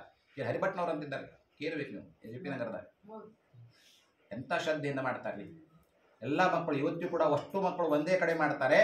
ಬೇಕಾದಷ್ಟು 10 ಮಂದಿ ಬ್ರಾಹ್ಮಣ ಕರೆಸ್ತಾರೆ, ಒಳ್ಳೆ ಒಳ್ಳೆ ಅಡುಗೆ ಮಾಡಿಸ್ತಾರೆ, ಸಾಧ್ಯರು ತಾವೇ ಮಾಡ್ತಾರೆ, ಇಲ್ಲ ಮತ್ತೊಬ್ಬರು ಕರೆಸಿ ಮಾಡಿಸ್ತಾರೆ. ಅಷ್ಟು ಭಕ್ತ ಶ್ರದ್ಧೆಯಿಂದ ಊಟಕ್ಕೆ ಹಾಕ್ತಾರೆ, ಅದರ ಅತಿಥ್ಯವನ್ನ ಮಾಡ್ತಾರೆ. ಬಂದವರು ಕೂಡ್ರಿ ಅಂತಾರೆ. ನಾನು ಯಾವತ್ತೋ ಒಂದು ಪಕ್ಷಿಮಾಸು ಲೇಟ್ ಆಗಿ ಹೋದ್ರೆ ಎಳ್ನೀರು ತಂದಿಟ್ಟಿದೆ ನನಗೆ. ಇದು ಅದರ ಅತಿಥ್ಯ. ಆಚಾರ ಭಾಳ ದಣಿವೆ ಆಗಿದೆ, ನಿಮ್ಗೆ ಎಲ್ಲೆಲ್ಲೋ ಮಾಡಿಸಿ ಬಂದಿರಿ, ಬಾಯಾರಿಕೆ ಆಗಿರ್ತದೆ, ನೀರು ಕುಡಿದಿಲ್ಲ ನೀವು ಅಂತ ಎಳ್ನೀರು ತಂದಿಟ್ಟು ಎಳ್ನೀರು ಕುಡಿದು ಶುರು ಮಾಡ್ತೀರಿ ಅಂತ. ಇದು ಶ್ರದ್ಧೆ. ಅದಕ್ಕೆ ಹೀಗೆ ನಾವು ಶ್ರದ್ಧೆಯಿಂದ ಮಾಡಿದರೆ ಪಿತೃಗಳು ಏನೆಲ್ಲ ಕೊಡ್ತಾರೆ, ಬೇಕಾದೆಲ್ಲ ಕೊಡ್ತಾರೆ. ಆ ಪಿತೃಗಳನ್ನ ನಾವು ಸದಾಕಾಲ ನಾವು ನೋಡುವುದಿಲ್ಲ, ವಿಚಾರಣೆ ಮಾಡುವುದಿಲ್ಲ. ಇಂಥ ಜೀವಾತ್ಮ ಶುಭ ವಾಸನಯುಕ್ತವಾಗಿರ್ತಕ್ಕಂಥ ಕರ್ಮಾನುಸಾರ ಉಚಿತವಾದ ಹೊಸ ದೇಹದಲ್ಲಿ ಪ್ರವೇಶ ಮಾಡ್ತಾ ಇದೆ. ದೇಹ ಬಿಟ್ಟ ಮೇಲೆ ದೇವರು ನಾವು ಏನು ಮಾಡಿರ್ತೇವೆ, ಏನು ಪುಣ್ಯ ಮಾಡಿರ್ತೇವೆ, ಏನು ಪಾಪಗಳ ಮಾಡಿರ್ತೇವೆ, ಅದರನುಸಾರವಾಗಿ ಯಮದೂತ ಅಂತಾನೆ ಇಂಥ ಪಾಪ ಮಾಡಿದ್ದಾನೆ ಇವನ್ನ ಇಂಥ ನರಕದಲ್ಲಿ ಹಾಕು, ಪುಣ್ಯ ಮಾಡಿದ್ದಾನೆ ಇಂಥ ಸ್ವರ್ಗಾಲೋಕಗಳನ್ನು ಕೊಡು, ರೂಪವಂತನಾಗಿ ಮಾಡಿ ಉದ್ಯೋಗವಂತನಾಗಿ ಮಾಡುವಂಥ ಎಲ್ಲ ಸೌಖ್ಯಗಳನ್ನು ಕೊಟ್ಟು ಹುಟ್ಟಿಸ್ತಾನೆ. ಎಷ್ಟು ಅದ್ಭುತ ದೇವರ ಪ್ರೀತಿ, ಎಷ್ಟು ಅದ್ಭುತ ನಮಗೆ. ಹಾಗಾಗಿ ಪಿತೃಗಳ ಶ್ರಾದ್ದ ಬಹಳ ಸಂತೋಷ ಕೊಡತಕ್ಕಂಥ ಅವಶ್ಯವಾಗಿ ಮಾಡಲೇಬೇಕು. ಅದೇ ದೇವದೂತರೆಂದರೆ ಎಲ್ಲ ಧರ್ಮ ತತ್ವಗಳ ಬಲ್ಲವರು, ಪ್ರಾಜ್ಞರ ಬುದ್ಧಿವಂತರಿರ್ತಾರೆ. ಯಾವಾಗಲೂ ಧಾರ್ಮಿಕವಲ್ಲವರು ಇಂಥ ವಿಷ್ಣುದೂತರು ಧಾರ್ಮಿಕ ಪುರುಷನ ಅಂತಕಾಲದಲ್ಲಿ ಶುಭಕಾಂತ ಮಾಡತಕ್ಕಂಥ ತಮ್ಮ ವಿಮಾನ ಕುಡಿಸಿಕೊಂಡು ಸ್ವರ್ಗಲೋಕಕ್ಕೆ ಕರ್ಕೊಂಡು ಹೋಗ್ತಾರೆ. ಎಷ್ಟು ಪುಣ್ಯ ರೀ ನಮ್ಮದು, ಸ್ವರ್ಗಲೋಕಕ್ಕೆ ಹೋಗ್ತಾ ಇದ್ದೀವಿ, ಇದು ಪುಷ್ಪಕ ವಿಮಾನದಲ್ಲಿ ಕರ್ಕೊಂಡು ಹೋಗ್ತಾರೆ ಅಂದರೆ ಸಂತೋಷ ಪಡಬೇಕು. ಅದಕ್ಕೆ ಸಾಧ್ಯವಿಷ್ಟು ಮಟ್ಟಿಗೆ ಪ್ರಯತ್ನ ಮಾಡಿ ಧರ್ಮವನ್ನು ಅವಶ್ಯವಾಗಿ ಮಾಡಲೇಬೇಕು ಅಂತ ಮತ್ತೊಂದು ಪ್ರಶ್ನೆಗೆ ಉತ್ತರವನ್ನು ಹೇಳ್ತಾನೆ. ಮತ್ತೊಂದು ಪ್ರಶ್ನೆ ಕೇಳಿದ, ತೃಣತಾಕ್ಷ ಪ್ರವಕ್ಷ್ಯಾಮಿ ಸರ್ವಮೈಹೃದ್ರೇಜಕಂ ಯತ್ಪುತ್ತ ಪುತ್ರಪೌತ್ರಾತ್ಯ ಮುಚ್ಚಂತೆ ಪದ್ರುಗಳನ್ನು ಹೇಳ್ತಾ ಇದ್ದೇನೆ. ಮರಣ ಹೊಂದಿದ ಮೇಲೆ ಮಾಡಬೇಕಾದ ವಿಧಿಗಳನ್ನು ಹೇಳ್ತಾ ಇದ್ದೀನಿ. ಪುತ್ರಪೌತ್ರ ಉತ್ತರನ ಮುಕ್ತರಾಗ್ತಾ ಇದ್ದಾರೆ. ಯಾವ ಪುತ್ರ ಪಿತೃನ ಮಹಾದಾಯಕನ್ನು ಒಳ್ಳೆ ರೀತಿಯಿಂದ ಮಾಡ್ತಕ್ಕಂಥವನಾಗ್ತಾ ಇದ್ದಾನೋ ಸಾಕಷ್ಟು ದಾನವ ಕೊಡುವ ಅವಶ್ಯಕತೆ ಇಲ್ಲ. ನಾವು ಜೀವಂತ ಇದ್ದಾಗ ಅನೇಕ ದಾನಗಳಿಂದ ಬಂದಾಗಲೇ ಕೂಡ ಯಾರೋ ಬ್ರಾಹ್ಮಣ ಬಂದಿದ್ದಾನೆ ಅಂತ ಸಂತೋಷಪಟ್ಟು ಅವನಿಗೆ ಏನಿರ್ತಕ್ಕಂಥದ್ದು ನಮ್ಮ ಕೈಲಿ ಕೊಟ್ಟರೆ, ನಾನು ಸಣ್ಣ ತಿಳುವಳಿಕೆ ಇದ್ದಾಗ ಒಂದು 18 ವರ್ಷ 20 ವರ್ಷದವರೆಗೆ ಇದ್ದೆ. ಒಬ್ಬ ಮುತ್ತೈದರಿ ದೇಹ ಬಿಡ್ತೀನಿ ಅಂತ ಕೊಳ್ತಾಗಿ ಹೋಗಿತ್ತಕ್ಕೆ 2 ತಿಂಗಳ ಮೊದಲು ಏನೋ ಒಂದು ಅನಾರೋಗ್ಯ ಸೇರಿಕೊಂಡಿತ್ತು. ಇನ್ನೇ ನಾನು ಭಾಳ ಬದುಕುವುದಿಲ್ಲ ಅಂತ ಗೊತ್ತಾದ ನಂತರ ಯಾರು ಮುತ್ತೈದೆ ಮನೆಗೆ ಬರ್ತಾರೆ ಎಲ್ಲರಿಗೂ ಸೀರೆ, ಮನೆಯಲ್ಲಿರ್ತಕ್ಕಂಥ ಏನು ಡ್ರೆಸ್ ಅವೆ, ಬಂಗಾರದ ಬೆಳ್ಳಿದೆ ಎಲ್ಲವನ್ನ ದಾನ ಮಾಡಿ. ಮಕ್ಕಳು ಕೂಡ ಯಾರೂ ವಿರೋಧ ಮಾಡಲಿಲ್ಲ. ಇದು ವಿಚಿತ್ರವಾಗಿರ್ತಕ್ಕಂಥ. ಹಾಗೆ ತನ್ನ ಸಾವನ್ನ ತಿಳಿದು ಬಯಸಿದೊಳಗೆ ಇಂಥದೆಲ್ಲ ದಾನ ಮಾಡಿಬಿಟ್ಲಿ. ಹಾಗಾಗಿ ಇವತ್ತು ಮಕ್ಕಳು ಎಷ್ಟು ಸಂತೋಷ, ಮಕ್ಕಳೆಲ್ಲ ಒಳ್ಳೆಯವರಾಗಿದ್ದಾರೆ, ಡಾಕ್ಟರ್ ಆಗಿದ್ದಾರೆ, ಇಂಜಿನಿಯರ್ ಆಗಿದ್ದಾರೆ. ಈಗೆಲ್ಲ ದೇವರು ಕೊಟ್ಟು ಅನುಗ್ರಹ ಮಾಡ್ತಾನೆ. ಪುತ್ರಿಗೆ 18 ಯತ್ನವನ್ನು ಮಾಡಿದ ಫಲಪ್ರಾಪ್ತವಾಗ್ತಾ ಇದೆ. ಅದಕ್ಕೆ ಈ ರೀತಿಯಾಗಿರ್ತಕ್ಕಂಥದ್ದನ್ನು ವಿಶೇಷ ಅವಶ್ಯ ಮಾಡಬೇಕು. ದೇಹ ಬಿಟ್ಟ ಮೇಲೆ ಅದಕ್ಕೆ ಒಳ್ಳೆಯ ನೀರನ್ನು ಸಂತೋಷ ತೊಗೊಂಬಂದು, ದೇಹ ಬಿಟ್ಟ ಮೇಲೆ ನಾವು 1ನೇ ದಿವಸ ನಾವು ಏನು ಕರ್ಮ ಮಾಡ್ತೀವಿ ಅಂತಂದರೆ ಆ ದೇಹಕ್ಕೆ ವಿಶೇಷವಾಗಿ ಪಂಚಾಗ್ನಿಗಳನ್ನು ಕಾರ್ಯ ಮಾಡಬೇಕು. ದೇಹಕ್ಕೆ ಸ್ನಾನ ಮಾಡಿ ಹೊಸ ಬಟ್ಟೆಯನ್ನು ಉಡಿಸಿ 4 ಅದು ಮಲಗಿಸಿ, ಎಲ್ಲ ಗಂಧ ಗೋಪಿಚಂದ್ರನ ಧಾರಣೆ ಮಾಡಿಸಿ ಮಲಗಿಸಿ, ಎಲ್ಲರೂ ಸ್ತ್ರೀಯರ ಪುತ್ರಾದಿಗಳು ಎಳ್ಳು ನೀರನ್ನು ತರ್ಪಣೆ ಕೊಟ್ಟು ಪದಕ ನಮಸ್ಕಾರ ಮಾಡಿ ಆಮೇಲೆ ದೇಹ ತೆಗೆದುಕೊಂಡು ಹೋಗಬೇಕು. ಇದು ಪುರುಷರಿಗೆ. ಮುತ್ತೈದೆ ಸ್ತ್ರೀ ದೇಹ ಬಿಟ್ಟರೆ ಅವಳಿಗೆ ಬಾಗಿಣ ಕೊಡಬೇಕು. ಅರ್ಶಿನ ಕುಂಕುಮ ದಂಡಿ ತೊಗೊಬರ್ತವೆ, ದಂಡಿ ತರಿಸ್ಬೇಕು. ಮುತ್ತೈದೆ ಅಂತ ದಂಡಿ ತರಿಸಿ, ಇವೆಲ್ಲ ಇದೇನು ಭಯಪಡೋ ಅವಶ್ಯಕತೆ ಇಲ್ಲ, ಸಂತೋಷದಿಂದ ಕೇಳಿ. ಮುತ್ತೈದೆಗೆ ದಂಡಿಯನ್ನು ಹಾಕಿ ಅರಿಶಿನ ಕುಂಕುಮ ಎಲ್ಲ ಮುತ್ತೈದರು ಅರಿಶಿನ ಕುಂಕುಮ ಕೊಟ್ಟು ಆ ಬಾಗಿಣವನ್ನು ಕೊಟ್ಟು ಅವನು ಸಂತೋಷ ಕಡಗ ಹಾಕಿ ಕೈ ಮೇಲೆ ಕಡಗ ಹಾಕ್ಕೊಂಡು ಹೋದ್ಲು ಅಂತ ಈ ರೀತಿಯಾಗಿಗಳನ್ನು ಕರ್ಕೊಂಡು ಹೋಗಬೇಕು. ಎಲೆ ಕರಬೇಕಾದ ಅಗ್ನಿ ಇದಕ್ಕೆ ಸದ್ಗತಿಯನ್ನು ಕೊಡಿಸು ಅಂತ ಮಾಡಿ ಇಷ್ಟೆಲ್ಲ ಮಾಡಿ ಬೇವಿನ ಎಲೆಯನ್ನು ತಿಂದು ಉಗಳಬೇಕು. ಅಗ್ನಿ ಕಾರ್ಯ ಮಾಡಿದ ಮೇಲೆ ಬೇವಿನ ಎಲೆ ತಿಂದು ಕೈ ಮಾಡ್ಕೋಬೇಕು. ನಮ್ಮ ತಂದೆ ಬಿಟ್ಟು ಹೋದರು, ತಾಯಿ ಬಿಟ್ಟು ಹೋದರು, ದುಃಖವಾಗ್ತಾ ಇದೆ ಅಂತ ಅವ್ರ ಪ್ರೀತ್ಯರ್ಥವಾಗಿ ಬಾಯಿನ ಕೈ ಮಾಡ್ಕೋಬೇಕು. 12 ದಿವಸ ಪರ್ಯಂತರವಾಗಿ ನಾನು ಸಿಹಿ ಮುಟ್ಟುವುದಿಲ್ಲ ಅಂತ ಪ್ರತಿಜ್ಞೆ ಮಾಡಬೇಕು ಅಂತ ಅಲ್ಲಿ ಪ್ರತಿಜ್ಞೆ ಮಾಡಿ ಮನೆಗೆ ಬಂದು ಗೋಗ್ರಾಸವನ್ನು ಕೊಟ್ಟು ಹಾಗಾಗಿ ತಾನು ಊಟ ಮಾಡಬೇಕು ಅಂತ ಎಲ್ಲ ಚಹಾ ಕಾಫಿ ರೂಢಾಗಿಬಿಟ್ಟಿರ್ತದೆ, ಏನು ಮಾಡಿದ್ರು ಸಿಹಿ ತಿನ್ನಬೇಕು, ಬಿಡಲಿಕ್ಕೆ ಸಾಧ್ಯ ಇಲ್ಲ. ಹಾಗಾಗಿ ಆ ಪ್ರಯತ್ನ ಮಾಡೋರಿದ್ದರೆ ಬಿಡಬೇಕು, ಸಿಹಿನ ತಿನ್ನಲೇಬಾರ್ದು ಅಂತ. ಕಷ್ಟವಾಗ್ತದೆ ಅನ್ನಂಗಿಲ್ಲ, ಅವ್ರಿಗೊಂದು ಬೇಕಾಗ್ತದೆ. ಕರೆಬೇಕಾದ್ನಿಗೆ ನೀನು ಪಂಚಭೂತಾತ್ಮಕ ಧೈರ್ಯ ಸರಿಸಿರ್ತಕ್ಕ ನೀನು ಜಗತ್ತಿ ಯೋನಿಕಾರಕನ ಭೂತನಿರುವೆ ಜಗತ್ಪಾಲ, ಅದಕ್ಕೆ ನೀನು ಆ ಮೃತನಿಗೆ ಸ್ವರ್ಗತಿಯನ್ನು ಕೊಡಿಸು. ಅಗ್ನಿ ಪರೀಕ್ಷೆ ಮಾಡಿದ ಬೇರೆ, ಎಲ್ಲ ಬೇರೆ ನಮ್ಮ ದೇಹದಲ್ಲಿರ್ತಕ್ಕಂಥ ಪಂಚಭೂತಾತ್ಮಕ ಏನಿದೆ, ವಾಯು ಇದೆ, ವಾಯು ಹೊರಟು ಹೋಗ್ತದೆ, ನೀರಿದೆ, ನೀರಿನಲ್ಲಿ ಹೊರಟು ಹೋಗ್ತದೆ, ಅಗ್ನಿಯಲ್ಲಿ ಅಗ್ನಿ ಹೋಗಿಬಿಡ್ತದೆ, ಭೂಮಿ ಬೇರೆ ಹಸಿಯಾಗಿರ್ತದೆ ನೋಡ್ರಿ, ಅಗ್ನಿದೇವರಿದ್ದಾನೆ ಹಸಿಯಾಗಿರ್ತಕ್ಕಂಥದ್ದು, ಭೂಮಿ ಬಿಸಿಯಾಗಿರ್ತದೆ, ಕೈ ಹಿಡಿದು ನೋಡ್ತಾರೆ ಬಿಸಿ ಇದೆ ಇಲ್ಲೋ, ನಾಡಿ ಬಡಿತಾವೋ ಇಲ್ಲೋ, ಅದು ಕನ್ಫರ್ಮ್. ದೇಹ ತಣ್ಣಗಾಗಿ ಹೋಗಿದೆ, ನಾಡಿ ಬಡಿತಾ ಇಲ್ಲ ಅಂದರೆ ದೇಹದೊಳಗೆ ಯಾರೂ ಇಲ್ಲ ಅಂತ ಪಂಚಭೂತಾತ್ಮಕ ದೇಹ. ಹಾಗಾಗಿ ಅದೋ ಪ್ರತ್ನ ಧನಿಷ್ಠಾರ್ಧಮೇವೆ ನಕ್ಷತ್ರ ಪಂಚಕಂ ರೇವತ್ಯಂತ ದಾಹಂತರ್ಧಂ ದಾಯನ ಚ ಶುಭಂ ಭವೇತ್. ಹಾಗಾಗಿ ಕೊನೆ 5 ನಕ್ಷತ್ರಗಳಲ್ಲಿ ದೇಹ ಬಿಟ್ಟರೆ ಹಾಗೆ ದಹನ ಮಾಡಬಾರದು. ಅದಕ್ಕೆ ಬಲ್ಲ ಪುರೋಹಿತರನ್ನು ತಿಳಿದುಕೊಂಡು ಆ ಗೊಂಬೆಗಳನ್ನು ಪೂಜಿಸಿ 5 ನಕ್ಷತ್ರ ಮಂತ್ರವನ್ನು ಹೇಳಿ ಆ ದೇಹದ ಮೇಲೆ ಇಟ್ಟು ಆ ನಕ್ಷತ್ರ ದೇವತೆಗಳನ್ನು ಆವಾಹನ ಮಾಡಿ ಆಮೇಲೆ ದಹನ ಕ್ರಿಯೆ ಮಾಡಬೇಕು. ಆಮೇಲೆ ತ್ರಿಪಾದಿ ನಕ್ಷತ್ರಗಳಿಂದಿವೆ, ಪೂರ್ಣವಸ್ಸು, ಕೃತಿಕ, ಹೀಗೆಲ್ಲ 5 ತ್ರಿಪಾದಿ ನಕ್ಷತ್ರ ಮರಣದಲ್ಲಿ ಮರಣವಾದರೆ ಬಲ್ಲ ಪುರೋಹಿತ ತೆಗೆದುಕೊಂಡು ಅದನ್ನು ಮಾಡಿ ದಹನದೇನು ಮಾಡಬೇಕು ಅಂದಾಗ ಪ್ರೇತಕ್ಕೆ ಸ್ವಂತ್ಯ ಹಂತಿ ಸಿಗುತ್ತದೆ. ಹಾಗಾಗಿ ಈ ರೀತಿಯಾಗಿ ಪರಿಪೂರ್ಣ ಸತಪೂರ್ಣ ಪಂಚನ ದಾತ್ರೆಗಳನ್ನು ಕೊಡಬೇಕು. ಯಾವ ಪತಿರಿತು ಸ್ತ್ರೀಯ ಪತಿಯ ಹಿತ ಮಾಡಲು ಅಪೇಕ್ಷೆಗಳು ಪತಿಯ ಸಂಗಡ ಪರಲೋಕಕ್ಕೆ ಹೋಗದೆ ಹೆಚ್ಚುಳ್ಳವರು ಮರಣವಾದಷ್ಟು ಕೂಡಲೇ ಸ್ನಾನ ಮಾಡಿ ಆ ತನ್ನ ಗಂಡನ ಸಹಿತವಾಗಿ ದಹನ ಮಾಡಿಕೊಳ್ಳಬೇಕು ಅಂತಿದೆ. ಈಗೆಲ್ಲ ಅವೆಲ್ಲ ಇಲ್ಲ, ದಹನ ಕರ ಮಾಡತಕ್ಕಂಥದ್ದಿಲ್ಲ. ಹಾಗಾಗಿ ಸ್ತ್ರೀಯಾಗಿ ತಾನೇ ಕೂಡ ಭಕ್ತಿಯಿಂದ ಧರ್ಮವನ್ನು ಆಚರಣೆ ಮಾಡ್ತಾ ಇರಬೇಕು. ಈ ರೀತಿಯಾಗಿ ಅವಳನ್ನು ಮಾಡಿಕೊಳ್ಳಬೇಕು. ಹೀಗೆ ಸರ್ವ ಕಾಣ ಪ್ರಯತ್ನವಾಗಿ ಮನವಚನಕಾಯದಿಂದ ಸರ್ವದಿಂದ ಸದಾ ಸೇವೆಯಿಂದ ಸೇವಿಸುತ್ತಿರಬೇಕು. ಹಾಗಾಗಿ ದೇವರ ಸೇವೆಯನ್ನು ಮಾಡ್ತಾ ಇರಬೇಕು. ಏನು ಹೇಳಿದ್ದಾರೆ, ಧರ್ಮ ಏನು ಹೇಳಿದೆ ಆ ಧರ್ಮ ಪ್ರತ್ಯೇಕವಾಗಿರಬೇಕು. ಹಾಗೆ ಸೂರ್ಯನಂದು ಹೊಳಿತಕ್ಕ ವಿಮಾನದಲ್ಲಿ ಪತಿಯ ಸಂಗಡ ಕ್ರೀಡೆ ಮಾಡ್ತಾ ಇದ್ದಾಳೆ, ಅಷ್ಟು ಸಂತೋಷವಾಗಿರ್ತಕ್ಕಂಥ ಕೊಡ್ತಾರೆ. ಆತ್ಮಹತ್ಯೆ, ಇದು ಆತ್ಮಹತ್ಯೆ ಅಂತ ಆಗುವುದಿಲ್ಲ. ಪತಿಯ ಸಂಗಡ ದಹನ ಮಾಡಿಕೊಂಡ್ರೆ ಇದಕ್ಕೆ ಆತ್ಮಹತ್ಯೆ ಅನ್ನೋದಿಲ್ಲ. ನಾವಾಗೇ ಕೂಡ ದಹನ ಕ್ರಿಯೆ ನಾವು ಏನೋ ಅಗ್ನಿ ಸೋಸಿ ಮಾಡ್ಕೊಂಡು ಅಗ್ನಿ ಅವಘಡ ಮಾಡಿಕೊಂಡ್ರೆ ಅಥವಾ ನೀರಿನಲ್ಲಿಯೋ ಏನೋ ಇಂಥ ಅವಘಡ ಆತ್ಮಹತ್ಯೆ ಮಾಡಿಕೊಂಡ್ರೆ ತಪ್ಪು ಮಾಡ್ಕೊಳ್ಬಾರ್ದು ಅಂತಾರೆ. ಈ ದೇಹ ಬರೋದೇ ಬಂದಿದೆ, ಎಷ್ಟೋ ಸಾವಿರ ವರ್ಷಗಳ ಮೇಲೆ ಬಂದಿದೆ, ಎದ್ದು ಏನಾದ್ರೂ ಸಾಧಿಸ್ಲಿಕ್ಕೆ ಪ್ರಯತ್ನ ಮಾಡಬೇಕು ವಿನಃ ಆತ್ಮಹತ್ಯೆಗೆ ಎಂದೂ ನಾವು ಚಿಂತೆ ಮಾಡಬಾರದು.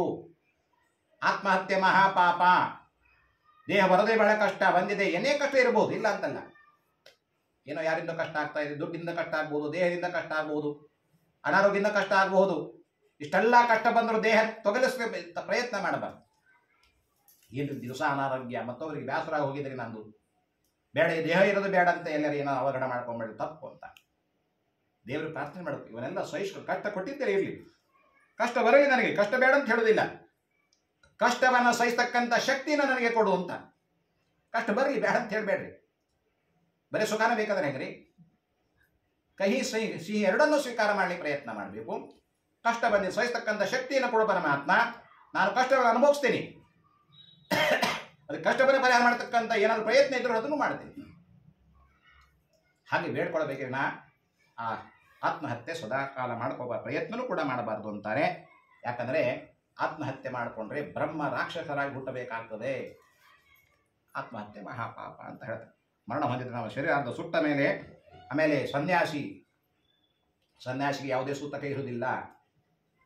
ಯಾಕಂದರೆ ಅವರು ಆತ್ಮಶ್ರಾದ್ದವನ್ನು ಸನ್ಯಾಸ ಸ್ವೀಕಾರ ಮಾಡ್ತಕ್ಕಂಥ ಮುಂಚೆ ಕೂಡ ಆತ್ಮಶ್ರಾದ್ದವನ್ನು ಮಾಡಿ, ಇವಳು ನನ್ನ ಹೆಂಡತಿಯಲ್ಲ, ಇವರು ನನ್ನ ಮಕ್ಕಳಲ್ಲ, ಇವರು ನನ್ನ ಯಾರು ಬಾಂಧವರಲ್ಲ ಅಂತ ಅಲ್ಲಿ ಎಲ್ಲ ಬಿಟ್ಬಿಡ್ಬೇಕು.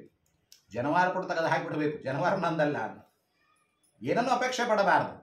ದೇವರ ಸೇವೆ, ದೇವರ ಪೂಜೆ, ದೇವರ ನೈವೇದ್ಯ, ಇಷ್ಟೇ. ನಾನು ದೇವರ ನೈವೇದ್ಯ ಮಾಡಿದ್ದು ನಾನು ಊಟ ಮಾಡ್ತೇನೆ, ಅದು ಒಂದೇ ಹೊತ್ತು ಊಟ ಮಾಡಿಬಿಟ್ರೆ ಮುಗಿದೋಯ್ತು, ಮತ್ತೇ ಏನೂ ಇಲ್ಲ. ಇದು ಸನ್ಯಾಸಿ ಧರ್ಮ ಅಂತಾರೆ. ಅವರಿಗೆ ದೇಹ ಬಿಟ್ಟ ಮೇಲೆ ಅವನ ಭೂಮಿಯಲ್ಲಿ ಹಾಕಬೇಕು, ವೃಂದಾವನ ಅಂತ ಮಾಡ್ತಾರೆ. ವೃಂದಾವನ ಅಂತ ಮಾಡಿ ಅದಕ್ಕೆ ತೀರ್ಥ ಅಕ್ಷಂತೆ ಗಂಧ ಹಸ್ತದಕ್ಕೆ ಕೊಡಬೇಕು ವಿನಃ ಸೂತಕ ಇರುವುದಿಲ್ಲ, ಯಾರಿಗೂ ಸೂತಕ ಇರುವುದಿಲ್ಲ ಸನ್ಯಾಸಿ. ಹೀಗೆ ಭೂಮಿಯಲ್ಲಿ ಹಾಕಿಬಿಡಬೇಕು. ಸುಟ್ಟ ಮೇಲೆ ತಲೆಯನ್ನು ಹೊಡಿತಕ್ಕಂಥ ಸ್ಫೋಟನ ಕ್ರಿಯೆ ಮಾಡ್ತಾರೆ. ಪಿತೃಗಳ ಪ್ರಾಪ್ತಿಯಾಗಿ ಮೊದಲ ಬ್ರಹ್ಮರಂಧವನ್ನು ಧರಿಸಿ ಕೃತನಾಹುತಿಯನ್ನು ಪುತ್ರನ ಅಂತರಂದ ಕೊಡಬೇಕು. ಕೆಲವೊಂದು ಭೂಮಿನ ಹಾಕದೇ ಇದ್ದರೆ ನದಿಯೊಳಗೆ ಹಾಕಿಬಿಡ್ತಾರೆ. ಬಂದೆಲ್ಲ ವಾಟ್ಸಪ್ಗೆ ತೋರಿಸಿ ಯಾವುದೋ ಸನ್ಯಾಸಿ ಇದ್ದ ಎಣ್ಣೆ ಒಳಗೆ ತೊಗೊಂಡು ಹೋಗಿ ಅಯೋಧ್ಯ ಪೂಜೆ ಹೌದಲ್ರಿ, ಅಲ್ಲೇ ಒಳಗೆ ಹಾಕಿದ್ರು, ವಾಟ್ಸಪ್ನಲ್ಲಿ ನೋಡಿದೆ. ಅಂದರೆ ಹೀಗೂ ಕೂಡ ಮಾಡ್ತಾರೆ. ಯಾಕಂದರೆ ವೃಂದಾವನ ಮಾಡಿದ ಮೇಲೆ ಎಲ್ಲ ವ್ಯವಸ್ಥೆ ಆಗಬೇಕು, ಇಂಥ ಪೂಜೆ ಮಾಡಬೇಕು, ಹಸ್ತೋದಕ ಆಗಬೇಕು, ಎಷ್ಟೋ ವೃಂದಾವನ ಆಗಿರ್ತಕ್ಕ ಹಾಗೆ ಇವರಿ, ಯಾರು ತೀರ್ಥ ಕೊಡೋರಿಲ್ಲ, ಅಕ್ಷಂತೆ ಹಚ್ಚೋರಿಲ್ಲ. ಇಲ್ಲೇ ನವೃಂದಾವನದಲ್ಲಿ ನಮ್ಮದು ಅಂತ ಹೊಡೆದಾಡ್ತಾರೆ. ಒಂದು ದಿವಸ ಅಭಿಷೇಕ ಮಾಡೋರಿಲ್ಲ, ತೀರ್ಥ ಕೊಡೋರು, ಗಂಧ ಅಕ್ಷಂತೆ ಕೊಡೋರಿಲ್ಲ. ಅಮ್ಮ ಪೂಜಾರಿ ಬರ್ತಾನೆ, ಹಿಂಗೆ 2 ಬಕೆಟ್ ತೊಗೊಂಡು ಹಿಂಗೆ ನೀರು ಹೋಗ್ತಾನೆ. ನೋಡ್ಬೇಕು ಹೀಗಾಗಿ ನವೃಂದಾವನದಲ್ಲಿ ಇಷ್ಟೆಲ್ಲ ಹೊಡೆದಾಡ್ತಾರೆ. ಅಲ್ಲಿ ಇಷ್ಟೆಲ್ಲ ಬೇಕಾದಷ್ಟು ಖರ್ಚು ಮಾಡಿ ಇಲ್ಲೆಲ್ಲ ಹೊಡೆದಾಡ್ತಾರೆ. ಖರ್ಚು ಮಾಡಿ ಯಾರೋ ಒಬ್ಬ ಪೂಜಾರಿಯಿಂದ ಅಥವಾ ಅಲ್ಲೇ ಏನಾದರೂ ವ್ಯವಸ್ಥೆ ಮಾಡಿ ನಿತ್ಯದಲ್ಲಿ ಪೂಜೆ ಮಾಡ್ತಕ್ಕಂಥದ್ದು ಮಾಡಿದರೆ ಎಷ್ಟೋ ಸಂತೋಷ ಆಗ್ತದೆ. ಅತಿಗಳು ಸಂತೋಷ ಪಡ್ತಾರೆ, ನಮಗೂ ಅನುಗ್ರಹ ಮಾಡ್ತಾರೆ. ಈಗ ಅವರ ಅಪಸೋವಿಂದನೇ ಕೂಡ ನಮಗೆಲ್ಲ ಇಷ್ಟೆಲ್ಲ ಕಷ್ಟ, ಇಷ್ಟೆಲ್ಲ ಹೊಡೆದಾಟ. ಸರಿಯಾದ ಪೂಜೆ ಹಸ್ತೋದಕ ನಿತ್ಯದಲ್ಲಿ ಕೊಟ್ಟರೆ ಬೇಕಾದೆಲ್ಲ ಸನ್ಯಾಸಿಗಳು ಬೇಕಾದೆಲ್ಲ ಕೊಡ್ತಾರೆ, ಅನುಗ್ರಹ ಮಾಡ್ತಾರೆ. ಹೀಗೆ ದಹನ ಕ್ರಿಯೆ ಆದಮೇಲೆ ಸ್ತ್ರೀಯರು ಮಕ್ಕಳು ಸಹಿತವಾಗಿ ಸ್ನಾನ ಮಾಡಬೇಕು. ನಂತರ ಮೃತನ ಸ್ನಾನ ಗೊತ್ತರ ಉಚ್ಚರಿಸುತ್ತಿಲ್ಲ ಜ್ವಲಂಜೀರು ಕೊಡಬೇಕು. ಇಲ್ಲಿ ಸೂರ್ಯಾಸ್ತ ಸಮಯದಲ್ಲಿ ಸನಾಸ 4 ದಿಕ್ಕಳ ಹಾರಿರ್ತಕ್ಕಂಥದ್ದು ಮಾಡಬೇಕು. ನಂತರ ಪುತ್ರ ಸ್ಮಶಾನವಾಸಿಗೆ ಉದ್ದನ್ನು ಬಲಿ ಕೊಡು ಯಮಯತ್ವ ಮಂತ್ರದಿಂದ 3 ಪ್ರದಕ್ಷಿಣೆ ಹಾಕಬೇಕು, ನಮಸ್ಕಾರ ಮಾಡಬೇಕು. ಹೀಗೆ 1ನೇ ದಿವಸದ ಕರ್ಮ, 2ನೇ ದಿವಸ ಕರ್ಮವನ್ನು ತಾಯಿ ಗರ್ಭದಲ್ಲಿ ಹೇಗೆ ಹುಟ್ಟುತ್ತದೆ ಹಾಗೆ 1ನೇ ದಿವಸ ಕರ್ಮವನ್ನು ಹುಟ್ಟಿಸ್ಲಿಕ್ಕೆ ದೇಹ ಹುಟ್ಟಿಸ್ತಾನೆ. ದೇಹ ಹುಟ್ಟಿಸಿ ಮೊನ್ನೆ ಹೇಳಿದೆ ಕಾಕಪಿಂಡವನ್ನು ಮಾಡ್ತಕ್ಕಂಥ 11ನೇ ದಿವಸ ಕರ್ಮ. ಅಲ್ಲಿ ಋಷಭಯಜ್ಞ ಅಂತ ಮಾಡ್ತಾರೆ. 11ನೇ ದಿವಸ ಕರ್ಮ ಋಷಭಯಜ್ಞ ಅಂತ. ಋಷಭ ಅಂದರೆ ಒಂದು ಆಕಳು, ಒಂದು ಎತ್ತನ್ನು ತಯಾರು ಮಾಡಿ ಹಿಂದಕ್ಕೆಲ್ಲ ಪ್ರತ್ಯಕ್ಷವರೇ ತರ್ತಿದ್ರು ಅಂತ ಹೇಳಿ ಕೇಳಿದ್ದೆ ನಾನು, ನಾವೇನು ನೋಡಿಲ್ಲ. ಹಾಗಾಗಿ ಈಗ ಕಣಕದಿಂದ ಮಾಡ್ತಾರೆ, ಒಂದು ಹೋರಿಯನ್ನು ಮಾಡ್ತಾರೆ, ಒಂದು ಆಕಳ ಕರವನ್ನು ಮಾಡ್ತಾರೆ. ಅವಕ್ಕೆಲ್ಲ ಪೂಜೆ ಮಾಡಿ ಲಗ್ನ ಮಾಡಿಸಿ ಅವರೆಲ್ಲ ಪ್ರತ್ಯಕ್ಷ ತಂದವನ್ನು ಊರೊಳಗೆ ಬಿಡ್ತಿದ್ರು. ಇದಕ್ಕೆಲ್ಲ ಬಸಿವಿ ಅಂತ ಕರಿತೀರ ಅವರು. ಈಗಕ್ಕೆ ಹೊಳಿ ತುಂಬ ಬೇಕಾದಷ್ಟು ಹೋಗ್ಬಿಡಿ, ಯಾರು ಬಿಡೋ ಅವಶ್ಯಕತೆ ಇಲ್ಲ. ಅವಾಗೆಲ್ಲ ಊರೊಳಗೆ ಬಿಡ್ತಿದ್ರು. ಹಳ್ಳಿ ಒಳಗೆ ನೋಡ್ಲಿಕ್ಕೆ ಸಿಗ್ತಿದ್ವಿ ಅಂತ ಕಾಯಿ ನಾವು. ಅಂದರೆ ಎಲ್ಲಿ ಬೇಕಾದ್ರೂ ಅಡ್ಡಾಡ್ಬೋದು, ಎಲ್ಲಿ ಬೇಕಾದ್ರೂ ತಿನ್ಬೋದು, ಏನು ಬೇಕಾದ್ರೂ ಮಾಡ್ಬೋದು. ಯಾರೂ ಏನೂ ಮಾಡೋ ಹಾಗಿಲ್ಲ, ಯಾರು ಹೊಡೆಯಂಗೂ ಇಲ್ಲ ಅವರು. ಹೀಗೆ ಬಸಿವಿ ಅಂತ ಊರೊಳಗೆ ಬಿಟ್ಟು ಬಿಡಬೇಕು. ಆಮೇಲೆ ಅಲ್ಲಿ ಇಬ್ಬರು ಬ್ರಾಹ್ಮಣ ನಿಮ್ಮಂತರಿಸಿ ಅವ್ರು ಗುಟ್ಟಕ್ಕೆ ಹಾಕಿದ ನಂತರ ಅವರು ಊರೊಳಗೆ ಬರೋ ಹಾಗಿಲ್ಲ. ಎಲ್ಲಿ ಹೋಗಿ ಕಾಶಿ ಯಾತ್ರೆ ಹೊರಟು ಬಿಡಬೇಕು. ಕಾಶಿ ಯಾತ್ರೆಗೆ ಹೋಗೋ ಖರ್ಚು ಇವನೇ ಮಾಲಕನ ಕೊಡಬೇಕು. ಅದನ್ನ ಖರ್ಚು ಅಷ್ಟೇ ಅಲ್ಲ, ಅವ್ರ ಮನೆಯ ಸಂಸಾರವನ್ನು ಇವನೇ ಹಿಡಿಬೇಕು. ಇದ್ದಿದ್ದ ಇಷ್ಟು ಮಾಡೋದೇ ನಮ್ಮ ಕಷ್ಟ ಆಗಿದೆ. ಇನ್ನು ಅವ್ರು ಕಳಿಸಿ, ಅವ್ರು ಕಾಶಿ ಯಾತ್ರೆ ಕಳಿಸಿ, ಅವ್ರ ಸಂಸಾರ, ನಮ್ಮ ಸಂಸಾರ ನಮ್ಗೆ ರಗಡೆ ಆಗಿದೆ. ಅವ್ರ ಸಂಸಾರ ಹಿಡಿಬೇಕಂದ್ರೆ ನಮಗೇನಾಗ್ತದೆ? ಅವೆಲ್ಲ ಹಿಂದಕ್ಕೆಲ್ಲ ಇತ್ತು, ಮಾಡ್ತಿದ್ರು ಅಂತ ಏನೋ ಕೇಳಿದ್ದೆ ನಾನು. ಹೀಗೆ ಇವತ್ತು ಇತ್ತು, ಅದೆಲ್ಲ ಇವತ್ತು ನಮ್ಮಲ್ಲಿ ಮಾಡೋದಿಲ್ಲ. ಸಂಕ್ಷಿಪ್ತವಾಗಿ ಎಲ್ಲ ಬಹಳ ಸಂಕ್ಷಿಪ್ತವಾಗಿ ಆ್ಯಕ್ಚುಲಿ ಇರಬೇಕಾದ್ರೆ 14 ದಿವಸದ ದಿವಸ ಕರ್ಮ ಇವಲ್ಲ. 14 ದಿವಸ ವೈಕುಂಠ ಸಮಾರಾಧನೆ. ಈಗ ಎಲ್ಲಿ ಬಂದೆ, 1 ದಿವಸ ಕಡಿಮೆ ಮಾಡಿ 13 ದಿವಸ ತಂದಾರೆ. ಅಲ್ಲಿ 13 ದಿವಸ ಕಡಿಮೆ ಮಾಡ್ಲಿಕ್ಕೆ ಬರೋದು 13 ದಿವಸಕ್ಕೆ ನಿಂತ್ಕೊಂಡಾರೆ ಅಷ್ಟೇ. ಅದನ್ನು 10 ದಿವಸ ಕಡಿಮೆ ಮಾಡ್ಲಿಕ್ಕೆ ಬಂದರೆ 10 ದಿವಸ ಕಡಿಮೆ ಮಾಡಿಬಿಡ್ತಾರೆ. ಹಂಗೆ ಮಾಡಬಾರ್ದು. ಎಷ್ಟು ದಿವಸ ಇದೆ ಅದನ್ನು ಮಾಡಬೇಕು ಅಂತ. ಕೆಲವರು 14 ದಿವಸನೇ ಮಾಡ್ತಾರೆ ವೈಕುಂಠ ಸಮಾರಾಧನೆ. ಅಂದರೆ ಸ್ವಪಿಂಡೀಕರಣವಾದ ದಿವಸ ಇಬ್ಬರ ಬ್ರಾಹ್ಮಣರಿಗೆ ಪೂರ್ವಪಂಕ್ತಿ ಮಾಡಿ ಅವರಿಗೆ ಇಷ್ಟ ಊಟಕ್ಕೆ ಹಾಕಬೇಕು. ಆಮೇಲೆ ಮನೆಯವರಷ್ಟೇ ಊಟ ಮಾಡಬೇಕು. 13 ದಿವಸ ಶ್ವಶೋಧಕ ಕುಂಭಶ್ರಾದ್ಧೆ ಅಂತ ವೈಕುಂಠ ಸಮಾರಾಧನೆ ದಿವಸ ಅಂತ ಅಂತೇವೆ. ಈಗ ಮಾಡ್ತೀವಿ. 13 ಬ್ರಾಹ್ಮಣನ ಕರೆಸಿ ಅವತ್ತು 13 ದಿವಸ ಕರೆಸಿ 13 ದಿವಸ ಮಂದಿ ಬ್ರಾಹ್ಮಣನ ಕರೆಸ್ಬೇಕು. ಸ್ವಶೋಧಕ ಕುಂಭಶ್ರಾದ್ಧೆ ಅದ್ಯಮಾಸಿಕೆ ಅಂತ ಹೇಳ್ತೀವಿ. ಆ 13 ದಿನ ಕರೆಸಿ ನಿಮ್ಮ ಪಿತೃಗಳಿಗೆ ಏನು ಸೇರ್ತದೋ ಅಂತ ಅಡಿಗೆಯನ್ನು ಮಾಡಿ ಅವರಿಗೆ ಬರೆಸಿ ಆಮೇಲೆ ದಾನಗಳನ್ನು 13 ದಿವಸ ದಾನ ಕೊಡಬೇಕು ಅಂತ ಶಾಸ್ತ್ರ. 12 ದಿವಸ ಯಾಕೆ ಮಾಡಬೇಕ್ರಿ? 12 ದಿವಸ ಮಾಡ್ಲಿಕ್ಕೆ ಬರೋದು ಸಮುದ್ರ ಸಮೀಕರಣ ಮಾಡ್ಲಿಕ್ಕೆ ಬರ್ತದೆ ಅಂತ ಪ್ರಶ್ನೆ ನೀವು ಕೇಳಬೇಕು. ಅಥವಾ ನೀವು ಕೇಳೋದಕ್ಕೆ ನಾನೇ ಹೇಳ್ತಾ ಇದ್ದೆ. 13 ದಿವಸ 12 ದಿವಸ ಯಾಕೆ ಮಾಡಬೇಕು? ದೇಹದ ಆಯುಷ್ಯ ಕಡಿಮೆ, ದೇಹನಶ್ವರ, ಹೊರಗೆ ಹೋದ ಮನುಷ್ಯ ಒಳಗೆ ಬರ್ತಾನೆ ಅಂತ ಗೊತ್ತಿಲ್ಲ. ಆಯುಷ್ಯದ ಚಂಚಲತೆ ಇರೋದ್ರಿಂದ ಆದಷ್ಟು ಬೇಗನೆ ಮಾಡಬೇಕು. ನಾಳೆ ಇರ್ತೇನೆ ಅಂತ ಗೊತ್ತಿಲ್ಲ, ನಾಳೆ ಇರ್ತೇನೆ ಅಂತ ಗೊತ್ತಿಲ್ಲ. ಹಾಗಾಗಿ ಆದಷ್ಟು ಕಡಿಮೆ ದಿವಸ ಎಷ್ಟು 12 ದಿವಸ ಹೇಳಿದ್ರೆ 12 ದಿವಸ ಮಾಡೋದು. ನಿಮ್ಗೆ 6 ತಿಂಗಳು ಮಾಡಿದ್ರೆ ಬೇಡ ಅಂತ ಅನ್ನೋದಿಲ್ಲ. 6 ತಿಂಗಳ ಸೂತಕ ಮಾಡ್ಲಿಕ್ಕೆ ಆಗ್ತದೆ ನಿಮ್ಗೆ? 12 ದಿವಸಕ್ಕೆ 10 ದಿವಸಕ್ಕೆ ಒದ್ದಾಡ್ಬಿಟ್ಟು ನೀವು ಬರ್ರಿ, ಅದನ್ನು ಕೊಡ್ರಿ, ಇದನ್ನು ಕೊಡ್ರಿ, ಅಲ್ಲಿ ಮುಟ್ಟಂಗಿಲ್ಲ, ಇಲ್ಲಿ ಮುಟ್ಟಂಗಿಲ್ಲ. ಅದು ನಮ್ಮ ಬ್ರಾಹ್ಮಣರಿಗೆ ಬಹಳ ಕಷ್ಟ ಆಗ್ತದೆ. ಉಳಿದವರಿಗೆ ಏನು ಚಿಂತೆ ಇರೋದಿಲ್ಲ. ಹಾಗಾಗಿ 12 ದಿವಸ 6 ತಿಂಗಳಿಗೆ ಮಾಡ್ತೀನಿ ಎಂದು ತಪ್ಪಲ್ಲ. ನೀವು ಎಲ್ಲಿವರೆಗೆ ಸ್ವಪಿಂಡಕರಣ ನೀವು ಮಾಡುವುದಿಲ್ಲವೋ ಅಲ್ಲಿವರೆಗೆ ನಿಮ್ಮ ಸೂತಕ ಹೋಗುವುದಿಲ್ಲ. ನೀವು 6 ತಿಂಗಳಿಗೆ ಮಾಡಿದ್ರು ಅಷ್ಟೇ, ವರ್ಷಕ್ಕೆ ಮಾಡಿದ್ರು ಅಷ್ಟೇ. ನಿಮ್ಮ ವರ್ಷಕ್ಕೆ ಮಾಡಿದ್ರು ತಪ್ಪಿಲ್ಲ, ಮಾಡಬೇಡ್ರಿ ಅಂತ ಯಾರು ಹೇಳಿದಿಲ್ಲ. ವರ್ಷಕ್ಕೆ ಮಾಡಿರಿ, ಅಲ್ಲಿವರೆಗೂ ನೀವು ಸೂತಕವೇ ಇರಲಿ. ಅಲ್ಲಿವರೆಗೆ ನಿಮ್ಮ ಮನೆಯಲ್ಲಿ ನೀರು ಮಧ್ಯ ಸಮಾನ. ಅಲ್ಲಿವರೆಗೆ ನಿಮ್ಮ ಮನೆಗೆ ಯಾರನ್ನು ಬಂದು ನೀರು ಕೊಡೋದು ಅದಕ್ಕೆ ಮಧ್ಯಕ್ಕೆ ಸಮಾನ ಅಂತಾರೆ. ನಿಮ್ಮ ಮನೆಯ ಸುತ್ತಲೂ ಯಾವ ಪಿತೃದೇವತೆಗಳು ಬರುವುದಿಲ್ಲ, ಯಾವ ದೇವತೆಗಳು ಬರುವುದಿಲ್ಲ ಬೆಳಗ್ಗೆ. ಅದಷ್ಟೇ. ಅದಕ್ಕೋಸ್ಕರವಾಗಿ 12 ದಿವಸನೇ ಮಾಡಬೇಕು. ಅದಕ್ಕೋಸ್ಕರವಾಗಿ ಎಷ್ಟು ವಿಶೇಷವಾಗಿ ಕಡಿಮೆ ಆಯುಷ್ಯವನ್ನು ಚಂಚಲತೆ ಇದೆಯೋ ಆದಷ್ಟು ಬೇಗನೆ ಮಾಡಿ ಮುಗಿಸು. ಯಾವ ನಾಳೆ ಮಾಡೋದನ್ನು ಇವತ್ತಿಗೆ ಮಾಡಿರಿ, ಈಗಲೇ ಮಾಡೋದು ಇದು ಇವಾಗ ಮಾಡಿರಿ ಅಂತ ಹೇಳ್ತಾರಲ್ಲ, ಹಾಗೆ ನಾವು ಮಾಡಬೇಕು. ಅಸ್ಥಿಗಳನ್ನ ಪಾತ್ರೆಯಲ್ಲಿ ತೆಗೆದುಕೊಂಡು ಪ್ರದಕ್ಷಿಣ ನಮಸ್ಕಾರ ಮಾಡಿ ಅದನ್ನು ತಲೆ ಮೇಲೆ ಇಟ್ಟುಕೊಂಡು ಅಸ್ಥಿಗಳನ್ನು ಗಂಗೆಯಲ್ಲಿ ವಿಸರ್ಜನೆ ಮಾಡಬೇಕು. ಆಮೇಲೆ ಒಂದೇ ಸುದ್ದಿ ಹೇಳ್ತಾರೆ, ಅತಿವೃಷ್ಟಿ ಮಾಡಬೇಕಾದ್ರೆ ಹೇಳಿದೆ. ಪೂರ್ವದಲ್ಲಿ ಭಗೀತ ಮಹಾರಾಜ 60,000 ಸುಗರಪುತ್ರ ಉದ್ಧಾರತವಾಗಿ ತನ್ನ ಉಗ್ರ ತಪಸ್ಸಿನ ಗಂಗೆಯನ್ನು ಆಧರಿಸಿ ಬ್ರಹ್ಮಲೋಕಕ್ಕೆ ಭೂಲೋಕಕ್ಕೆ ತರತಕ್ಕನಾಗ್ತಾ ಇದ್ದಾನೆ. ಹಾಗಾಗಿ ತನ್ನ 60,000 ಸುಗರಪುತ್ರ ಉದ್ಧಾರತವಾಗಿ ಗಂಗೆಯ ತಪಸ್ ಮಾಡ್ತಾನೆ. ಅದು ಶಾಸ್ತ್ರದಲ್ಲಿ ಕೂಡ ಬರ್ತದೆ. ಹಾಗಾಗಿ ಗಂಗೆ ಭರವಸವಾಗಿ ಹರಿದು ಬರ್ತಾ ಇದ್ದಂತೆ. ಇವನು ತಪಸ್ಸಿಗೆ ಮೆಚ್ಚಿ ಬರಬೇಕು ಅಂತ ಬರಬೇಕಾದ್ರೆ ಎಲ್ಲ ದೇವಾನ ದೇವತೆಗಳು ಪರಮಾತ್ಮನಲ್ಲಿ ಮೊರೆ ಇಟ್ಟರಂತೆ. ಅಲ್ಲಿ ರುದ್ರದೇವರಿಗೆ ಆಜ್ಞೆ ಮಾಡ್ತಾನೆ ಪರಮಾತ್ಮ. ಹಾಗಾಗಿ ಅವರು ಪ್ರತಿ ವಿಶೇಷ ಭಕ್ತಿಯಿಂದ ಗಂಗೆಯ ಪ್ರಾರ್ಥನೆ ಮಾಡಿದ್ರು. ಗಂಗೆ ಚಮನೆ ಚೈವ ಗೋದಾವರಿ ಸರಸ್ವತಿ ನರ್ಮದೆ ಸಿಂಧು ಕಾವೇರಿ ಜಲೇಸ್ಮಿನ್ ಸನ್ನಿಧಂ ಕುರು ಅಂತ ಪ್ರಾರ್ಥನೆ ಮಾಡಿದಾಗ ಅವರ ಕೈಯಲ್ಲಿ ಬಂದು ನಿಂತಂತೆ ಗಂಗಾದೇವಿ. ರುದ್ರದೇವರಿಗೂ ಸಾಮಾನ್ಯರಲ್ಲಿ ಬೇಕಾದಷ್ಟು ವಿಶೇಷವಾಗಿರ್ತಕ್ಕಂಥದ್ದು, ರುದ್ರದೇವರ ಭಾಂಕವಿರ್ತಕ್ಕಂಥದ್ದು. ಕೈ ಪ್ರಾರ್ಥನೆ ಮಾಡಿದ್ರು, ಬಂದಲ್ಲಿ ಗಂಗೆದೇವಿ ನಿಂತ್ಕೊಂಡು ಅದರ ತಲೆ ಮೇಲೆ ಧಾರಣ ಮಾಡಿಕೊಂಡು ರುದ್ರದೇವಿ. ಇವತ್ತು ನಾವು ಕಾಣ್ತಾ ಇರ್ತ ಅದೇ ಗಂಗೆ. ಮೊದಲೇ ಗಂಗೆ ಬಂದಿದ್ದು ನಾವು ಯಾರಿಗೂ ನೋಡ್ತಾ ಇರಲಿಲ್ಲ. ಅದೇ ಗಂಗೆ ಅಲಕನಂದ ಆಗಿ ಎಲ್ಲಿ ಬದಲಲ್ಲಿ ಅಲಕರಂಗ ಆಗ್ತಾಳೆ, ಮುಂದೆ ಭಾಗೀರಥಿ ಆಗ್ತಾಳೆ, ಆಮೇಲೆ ಗಂಗಾ ಆಗ್ತಾಳೆ. ಗಂಗಾ, ಭಾಗೀರಥಿ, ಅಲಕನಂದ ಅಂತ ಈ ರೀತಿಯ ಟಿಸುಲು ಒಡೆದು ಬೇರೆ ಬೇರೆ ರೂಪದಿಂದ ಹರಿತಾ ಇದ್ದಾರೆ. ಅಂಥ ಗಂಗೆಯನ್ನು ನಾವು ಸ್ಪರ್ಶನೆ ಮಾಡಿದರೆ, ಆ ಪಾವನ ಮಾಡಿದರೆ ಬಹಳ ಸಂತೋಷವಾಗ್ತದೆ. ನಮ್ಮ ಮಾಡಿದ ಪಾಪಗಳು ಎಷ್ಟು ವಿಶೇಷ ಹೋಗ್ತವೆ. ಹಾಗಾಗಿ ಈ ರೀತಿಯಾಗಿ ಗಂಗೆಯನ್ನು ನಾವು ಪ್ರಾರ್ಥನೆ ಮಾಡತಕ್ಕ 60,000 ಸುಗರಪುತ್ರ ನೋಡಿ ತಪಸ್ಸು ಮಾಡಿದ. ನಾವು ತಂದೆ ತಾಯಿ ದೇಹ ಬಿಟ್ಟು ಹೋದರೆ ನಾವು ತಪಸ್ಸು ಮಾಡಲಿಕ್ಕಾಗೋದಿಲ್ಲ. ಹೀಗೆ 60,000 ಪಾಕ ಉದ್ಧಾರ ಮಾಡಿದ್ರಂತೆ. ಹಾಗೆ ಗಂಗೆಯನ್ನು ನಾವು ತಲೆ ಮೇಲೆ ಸ್ಥಿರ ಮಾಡಿ ಧಾರಿಸಿ ಮಾಡಿಕೊಟ್ಟಿರ್ತಕ್ಕಂಥದ್ದು ಉಂಟು. ಹೀಗೆ ಮತ್ತೊಂದು ಪ್ರಶ್ನೆಯನ್ನು ಕೇಳ್ತಾನೆ. ವೇದಿಕೆ ಧರ್ಮಾಸನ ಹಾಕಿ ವಿಶೇಷವಾಗಿ 12 ದಿವಸ ಕರ್ಮವನ್ನು ಹೇಳಿದ. 11 ದಿವಸ ಆ ಹೋರಿಯನ್ನು ಮಾಡಿಬಿಡ್ತಕ್ಕಂಥದ್ದು ಹೇಳಿದ. 12 ದಿವಸ ಕರ್ಮ ಸಪಿಂಡೀಕರಣ ಅಂತ ಹೇಳ್ತಾರೆ. ಮತ್ತೆ ಕರ್ತ ಹೋಗಿ ಶುದ್ಧ ರೀತಿಯಿಂದ ಮನಸ್ಸುಪೂರ್ವಕವಾಗಿ ಕುಳಿತುಕೊಂಡು ಶ್ರಾದ್ದಾದಿಗಳನ್ನು ಮಾಡಿ, ಅದು ಬಂಗಾರದ ಕಡ್ಡಿಯಿಂದ ಪಿಂಡಚ್ಛೇದನವನ್ನು ಮಾಡಿ 3 ಪಿಂಡಗಳಲ್ಲಿ 3 ಪಿಂಡಗಳನ್ನು ಭಾಗ ಮಾಡಿ ಸೇರಿಸಿ ಒಬ್ಬರ ಹೆಸರನ್ನು ಕಡಿಮೆ ಮಾಡಿ ಒಬ್ಬರ ಹೆಸರು ಸೇರ್ತಕ್ಕಂಥದ್ದು ಕೂಡ ಸಪಿಂಡೀಕರಣ ಅಂತ ಕರೀತಾರೆ. ಸಪಿಂಡೀಕರಣ ಅಂದರೆ ಒಬ್ಬರ ಹೆಸರು ಕಡಿಮೆ ಮಾಡ್ತಕ್ಕಂಥ. ಈಗ ನಿಮ್ಮ ಮಾವರು ದೇಹ ಬಿಟ್ಟು ಹೋಗಿದ್ದಾರೆ. ಇವರು ನಿಮ್ಮ ಮಾವರು ಇದ್ದಾಗ ಅವರ ತಂದೆ ಅಜ್ಜ ಮುತ್ತಜ್ಜನ ಹೆಸರು ಮಾಡ್ತಿದ್ರು, ಶ್ರಾದ್ದ ಮಾಡ್ತಿದ್ರು. ಈಗ ಅವರ ಮುತ್ತಜ್ಜನ ಹೆಸರು ಕಡಿಮೆ ಮಾಡಿ ನಿಮ್ಮ ಮಾವನ ಹೆಸರು ಸೇರ್ತಕ್ಕಂಥದ್ದೇ ಸಪಿಂಡೀಕರಣ ಅಂತ ಕರೀತಾರೆ. ಅಲ್ಲಿವರೆಗೂ ವಿಕಾಸನಿಗೆ 11 ದಿವಸ ಸೂತಕ, ಉಳಿದವರಿಗೆ 10 ದಿವಸ. ನಾಳೆ ಧರ್ಮೋದಕ ಆಯಿತು ಅಂದರೆ 10 ದಿವಸ ಒಳಗೆ ಬಂದುಬಿಡ್ತಾರೆ. ನಾಳೆ ಅಲ್ಲ, ನಾಡ್ದು ಹಬ್ಬ ಇದೆ ಅಂತ ನಾಳೆ ತೊಗೊಂಡ ಇದ್ದೀವಿ, ನಾಡ್ದು 1 ದಿವಸ ಮಾಡಲೇಬೇಕು, 10 ದಿವಸ ಮುಗಿಬೇಕು. ಸೂತಕ ಅಂದಮೇಲೆ 11 ದಿವಸ ಒಳಗೆ ಬರ್ತಾರೆ. ಹಾಗಾಗಿ 11 ದಿವಸ ಎಲ್ಲಿವರೆಗೆ ಸಪಿಂಡೀಕರಣ ಆಗಿಲ್ಲ ಅಂತಂದರೆ ಅಲ್ಲಿ ಸೂತಕ ಹೋದಿಲ್ಲ. ಈಗ ಮನೆಯಲ್ಲಿ ಈಗ ಚಿಕ್ಕ ಅಡಿಗೆ ನೈವೇದ್ಯ ಮಾಡಬೇಕು ಅಂತ ಪೂರ್ವಪಂಥಿ ಅಡಿಗೆ ಮಾಡಬೇಕು ಅಂತಾಗಿದ್ದರು ಅಲ್ಲಿ ಸಪಿಂಡೀಕರಣವಾಗದ ಹೊರತು, ನಮಸ್ಕಾರ ಮಾಡೋದು ಹೊರತು ಇಲ್ಲ ಅವರಿಗೆ ಅಡಿಗೆ ಮಾಡಿ ನೈವೇದ್ಯ ಮಾಡಲಿಕ್ಕೆ ಬರುವುದಿಲ್ಲ. ಇದು ಧರ್ಮ ಸೂಕ್ಷ್ಮತೆ. ಅಲ್ಲಿ ನಮಸ್ಕಾರ ಮಾಡಿದ ಮೇಲೆ ಅವರು ಫೋನ್ ಮಾಡಿ ಹೇಳಿದ ಮೇಲೆ ಇಲ್ಲಿ ಮೈ ತೊಳ್ಕೋಬೋದು, ಅಡಿಗೆ ಮಾಡ್ಲಿಕ್ಕೆ ಹೋಗ್ಬೋದು. ಹೀಗೆ ಮಕ್ಕಳು, ಹೆಣ್ಮಕ್ಳು ಮಾಡೋರು ಇರ್ತಾರೆ ಇಚ್ಛೆಯಿಂದ.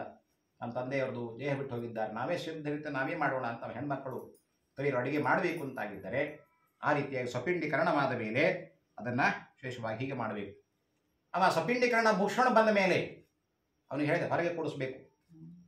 ಒನಿಕೋ ಅಥವಾ ಕೋಲೋ ನಿಮ್ಮನ್ನು ಏನೇನಿದೆ ಅದನ್ನು ಇಟ್ಟು ಹೊರಗೆ ಕನ್ನಡಿ ಉಲ್ಟಾ ಇಡಬೇಕು, ಮಣಿ ಉಲ್ಟಾ ಇಡಬೇಕು, ಇಳಿಗೆ ಉಲ್ಟಾ ಇಡಬೇಕು. ಇಟ್ಟು ಅವನಿಗೆ ಡುಬ್ಬ ಆ ಕಡೆ ಮಾರಿ ಆ ಕಡೆ ಮಾಡಬೇಕು, ದೇಹ ಈ ಕಡೆ ಡುಬ್ಬ ಈ ಕಡೆ ಮಾಡಬೇಕು. ಗಣಸರು ನೀರು ಹಾಕಬೇಕು, ಸ್ತ್ರೀಯರಲ್ಲ. ಅಲ್ಲಿಗೆ ಅವನು ಊಟ ಬಟ್ಟೆ ಅಲ್ಲೇ ಬಿಟ್ಟು ಒಳಗೆ ಬಂದು ಶುದ್ಧನಾಗ್ತಾನೆ. ಮನೆಯಲ್ಲಿ ಮಾಡೋದಾಗಿದ್ದರೆ ಮನೆಯಲ್ಲೇ ಮಾಡಬೇಕು, ಇಲ್ಲ ಎಲ್ಲ ಸ್ಥಳದಲ್ಲಿ ಮಾಡಬೇಕು ಅಂತ ಮಾಡಿದ ನಿರ್ಧಾರ ಪಡೆದ ಅಲ್ಲಿ ಬಂದು ಮತ್ತೆ ಪಂಚವಾಕ್ಯ ಪುಣ್ಯಾವಚನೆ ಅಂತ ಇರ್ತದೆ. ಗಣಪತಿ ಪೂಜೆಯನ್ನು ಮಾಡಿ ಮತ್ತು ಪಂಚಗವ್ಯ ಪ್ರಾಶನ ಮಾಡಿ ಜನವಾರ ಬದಲಿ ಮಾಡಿ ಮುಂದೆ ನಮ್ಮ ತಂದೆಯವರು ಸಾಧ್ಯ ಆದ್ಯ ಮಾಸಿಕ ಅಂತ ಮಾಡಬೇಕು. ಇಬ್ಬರು ಭಾಳಿಗೆ ಮಂತ್ರಿಸಿ ಅವರಿಗೆ ವಿಶೇಷವಾಗಿ ಸಾಕಷ್ಟು ದಾನಗಳನ್ನು ಕೊಟ್ಟು ಮತ್ತೆ ಅವನ ಅನುಗ್ರಹ ಪಡಿಬೇಕು ಅಂತ ಮೇಲೆ ವಿಶೇಷವಾಗಿ 12 ದಿವಸ ಪಿಂಡೀಕರಣದ ಹೇಳ್ತಾರೆ. ಹಾಗಾಗಿ ಈ ರೀತಿಯಾಗಿ ಪರಮಾತ್ಮ ಅನೇಕ ರೀತಿಯಾಗಿರ್ತಕ್ಕಂಥ ಪ್ರಶ್ನೆಯನ್ನು ಕೇಳ್ತಾ ಇದ್ದಾನೆ ಗರುಡ. ಮತ್ತೆ ಇನ್ನೊಂದು ಕೇಳ್ತಾನೆ, ದಿನದಶ್ಯಾಮಿ ವಿಧಿಂ ಬ್ರೂಹಿ ಸುರೇಶ್ವರ ಋಟೋತ್ವ ವಿಧಾನಂಚ ಜಗದೀಶ್ವರ. ಹೀಗಾಗಿ ಸಪಿಂಡೀಕರಣ ಮತ್ತೆ ಮಾಡಿದ ಮೇಲೆ ವಿಶೇಷವಾಗಿ ಸೂಕ್ಷ್ಮವಾಗಿರ್ತಕ್ಕಂಥ ಸದ್ಗತಿ ಹೇಗೆ ದೊರಕಬೇಕು, ಮೋಕ್ಷ ಹೇಗಿದೆ, ಎಲ್ಲಿದೆ, ಯಾವ ರೀತಿಯಾಗಿ ನಮಗೆ ಸಿಗ್ತಾ ಇದೆ ಅದನ್ನೆಲ್ಲ ನಮಗೆ ಹೇಳ್ರಿ ಅಂತ ಮತ್ತೆ ಪ್ರಶ್ನೆ ಮಾಡಿದಾಗ ಪರಮಾತ್ಮ ಹೇಳ್ತಾನೆ, ತಾಯಿ ಗರ್ಭೋತ್ಪತ್ತಿ ಅಂತ ಹೇಳ್ತಾರೆ. ಈಗ ನಮ್ಮ ದೇಹದಲ್ಲಿ ಹೇಗೆ ಜೀವರಾಶಿಗಳು ಉತ್ಪತ್ತಿ ಆಗ್ತಾವೆ, ಎಲ್ಲಿಂದ ಜೀವ ಹುಟ್ಟುತ್ತದೆ ಅಂತ ಪ್ರಶ್ನೆ ಗರುಡಂದು. ಪರಮಾತ್ಮ ಹೇಳಿದ ಸ್ವರ್ಮೈ ದೈದಿಕಂ ಪುತ್ರೋತ್ಪತ್ತಿ ಹೇಳ್ತಾನೆ ಕೇಳುವಂತ ಪುತ್ರೋತ್ಪತ್ತಿನ ಹೇಳ್ತಾನೆ. ಇವಿ ಭೂಮಿಯಲ್ಲಿ ಬಿದ್ದಿರತಕ್ಕಂಥ ಹದವಾಗಿರ್ತಕ್ಕಂಥ ಭೂಮಿಯಲ್ಲಿ ಬೀಜ, ರೈತನಾಗಿರ್ತಕ್ಕಂಥ ಭೂಮಿಯಲ್ಲಿ ಬೀಜ ಬಿತ್ತಾನೆ. ಬಿತ್ತಿದಾಗ ಅಲ್ಲಿರ್ತಕ್ಕಂಥ ಮಳೆಯ ಮೂಲಕವಾಗಿ ಮಳೆ ಭೂಮಿಗೆ ಬಿದ್ದಾಗ, ಹಸಿಯಾದಾಗ ರೈತನಾಗಿರ್ತಕ್ಕಂಥ ಬೀಜಗಳನ್ನು ಬಿತ್ತಿದಾಗ ಮೊಳಕೆ ಒಡೆದು 1 ಕಾಳು 10 ಕಾಳಾಗಿ, 10 ಕಾಳು 1000 ಕಾಳಾಗಿ ಎಲ್ಲ ಸ್ತ್ರೀ ಪುರುಷರ ದೇಹದಲ್ಲಿ ಅವು ಪ್ರವೇಶ ಮಾಡ್ತಾವೆ. ಅಂಡಾಣುಗಳು ಅಂತ ಈ ಆಕಾಶದಲ್ಲಿ ಇರ್ತಾವೆ, ಇವೆಲ್ಲ ವಾಯುವಿನಲ್ಲಿ ಇರ್ತವೆ, ಪರಮಾತ್ಮನ ಸೃಷ್ಟಿಯಲ್ಲಿ. ಅವೆಲ್ಲ ಅದರ ಮುಖಾಂತರವಾಗಿ ಮಳೆ ಬಿದ್ದಾಗ ಅಂಡಾಣುಗಳು ಭೂಮಿಯನ್ನು ಸೇರ್ತಾವೆ. ಭೂಮಿಯಲ್ಲಿ ಬಿತ್ತಿರತಕ್ಕಂಥ ಬೀಜಗಳು ಮೊಳಕೆ ಹೊಡಿತಾವೆ, ಅದರಲ್ಲಿ ಅವು ಪ್ರವೇಶ ಮಾಡ್ತಾವೆ. ಪ್ರವೇಶ ಮಾಡಿದ ನಂತರ ಅವೆಲ್ಲ ದೇಹದೊಳಗೆ ಸೇರಿದಾಗ ನಮ್ಮ ದೇಹದ ಅಂಡಾಣುಗಳು ಸೇರ್ತವೆ. ಸೇರಿದಾಗ ಮುಂದೆ ಸ್ತ್ರೀ ಪುರುಷ ಸಮಾಗಮವಾಗ್ತಕ್ಕಂಥದ್ರಿಂದ ಅಲ್ಲಿ ಪುತ್ರೋತ್ಪತ್ತಿ ಮಾಡ್ತಾನೆ ದೇವರು. ಯಾರೂ ಇಲ್ಲೇ ನಮಗೇನು ಸಾಧ್ಯ ಇಲ್ಲ, ನಮಗೇನೂ ಮಾಡ್ಲಿಕ್ಕೆ ಸಾಧ್ಯ ಇಲ್ಲ, ನಮ್ಮ ಕಡೆ ಏನೂ ಇಲ್ಲ, ಯಾವುದೂ ಇಲ್ಲ, ಏನೂ ಇಲ್ಲ. ಏನೂ ಇಲ್ಲ ಅಂತಾರೆ ಇಷ್ಟೆಲ್ಲ ಹರಡ್ತೇವೆ ನಾವು. ನಮ್ಮ ಕೈಯಲ್ಲಿ ಏನಾದರೂ ಏನೇನು ಮಾಡ್ತೇವೆ ಗೊತ್ತಿಲ್ಲ ನಾವು. ಹೀಗೆ ಪುರುಷರು ಸ್ತ್ರೀಗಮವಾಗ್ತಕ್ಕಂಥದ್ರಿಂದ ಅಲ್ಲಿ ಪುತ್ರೋತ್ಪತ್ತಿವಾಗ್ತದೆ. 1 ತಿಂಗಳಲ್ಲಿ, ಮೊದಲನೇ ತಿಂಗಳಲ್ಲಿ ವಿಶೇಷವಾಗಿ ಬದರಿ ಫಲದಂತೆ ಆಗ್ತದೆ. 2ನೇ ತಿಂಗಳಲ್ಲಿ ಅಂಗರಚನೆ ಮಾಡ್ತಾನೆ. 3ನೇ ತಿಂಗಳಲ್ಲಿ ಎಷ್ಟು ಹೇಗೆ ಇರಬೇಕು, ಎಷ್ಟು ಕೈ ಹೇಗೆ ಇರಬೇಕು, ಕಾಲು ಹೇಗಿರಬೇಕು, ಬಸ್ಟ್ ಎಷ್ಟಿರಬೇಕು, ಕಣ್ಣು ಹೇಗಿರಬೇಕು, ಕಿವಿ ಹೇಗಿರಬೇಕು, ಎಲ್ಲವನ್ನ ಅದ್ಭುತವಾಗಿರ್ತಕ್ಕಂಥ ಸೃಷ್ಟಿಯಲ್ಲಿ ನಡೀತಾ ಹೋಗ್ತದೆ. 3ನೇ ತಿಂಗಳಲ್ಲಿ, 4ನೇ ತಿಂಗಳಲ್ಲಿ ಅಂಗರಚನೆ ಮಾಡ್ತಾನೆ. ದೇಹಕ್ಕೆ ಎಷ್ಟು ಎಲುಬು ಇರಬೇಕು, ಎಷ್ಟು ದೇಹದ ಧಾತು ಇರಬೇಕು. ಏನು ಅದ್ಭುತ ಶಕ್ತಿ ರೀ! ಹಾಗಾಗಿ ಇಷ್ಟೆಲ್ಲ ಬೆಳೀತಾ ಬೆಳೀತಾ ಹೋದಾಗ 7ನೇ ತಿಂಗಳಲ್ಲಿ ಅಲ್ಲಿ ಪ್ರಾಣ ಕೊಡ್ತಾನಂತೆ. ಪ್ರಾಣ ಉತ್ಪತ್ತಿ ಆಗ್ತದೆ. ಪ್ರಾಣ ಉತ್ಪತ್ತಿಯಾದಾಗ ತಾಯಿಯ ಗರ್ಭದಲ್ಲಿ ಅದು ಚಲಿಸ್ತಾ ಇದೆ, ಸರಿದಾಡ್ತಾ ಇದೆ. ತಾಯಿ ಗೊತ್ತಾಗ್ತದೆ, ಹೆಣ್ಮಕ್ಳು ಸ್ತ್ರೀಯರಿಗೆ ಗೊತ್ತಾಗ್ತದೆ ಅಂತ ನಮಗೆ ಗೊತ್ತಷ್ಟೇ. ನಮಗೆ ನಾವೇ ನೋಡಿ, ನಮ್ಮ ಹೊಟ್ಟೆಯೊಳಗೆ ನಾವು ಕೂಸು ಹೊಟ್ಟೆ ಬೆಟ್ಟಿಲ್ಲ ಬೆಳೆದಿಲ್ಲ. ನಾವು ಇದು ಕೇಳಿದ್ದು ನಾವು ಹೇಳ್ತಾ ಅವ್ರಿಗೆ ಗೊತ್ತಿರ್ತದೆ, ಹೆಣ್ಮಕ್ಳಿಗೆ ಗೊತ್ತಿರ್ತದೆ. ಹೀಗೆ ಸರದಾಳಿಗೆ ಚಲಿಸ್ತಾ ಹಾಕ್ತಾ ಇದೆ.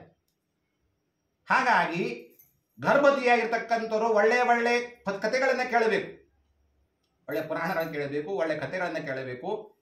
ಅದರ ಪ್ರಭಾವ ಕೂಸಿನ ಮೇಲೆ ಬೀರ್ತದೆ.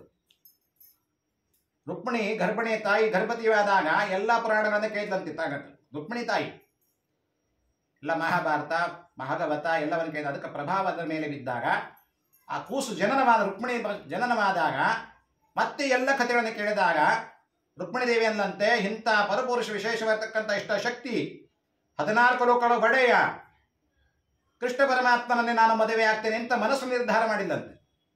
ಪುರಾಣ ಕೇಳಿ ಅಂದರೆ ಮದುವೆ ಆಗ್ತೇನೆ ಅಂದ್ರೆ ಏನು, ಗಾಂಧರ್ವ ವಿವಾಹ ಅಂತ ಕರೀತಿದ್ರು ಅವಾಗ. ಮನಸ್ಸನ್ನೇ ಗಾಂಧರ್ವ ವಿವಾಹ ಮಾಡ್ಕೊಂಡ್ಬಿಟ್ಟಿಲ್ಲ ಅಂತ ಹೇಳ್ತಾರೆ. ಹಾಗೆ ಗರ್ಭವತಿಯಾಗಿರ್ತಕ್ಕಂಥವ್ರು ಸುಮಧುರ ಊಟ ಮಾಡಬೇಕು. ಅಂದರೆ ಯಾಕೆ ಕುಬಸಕ್ಕೆ ಕರೀತಾರೆ ಅಂತ ಹೇಳಿದ್ರೆ ಒಳ್ಳೆ ಒಳ್ಳೆ ಅಡುಗೆ ಮಾಡಿ ಹಾಕ್ತಾರೆ.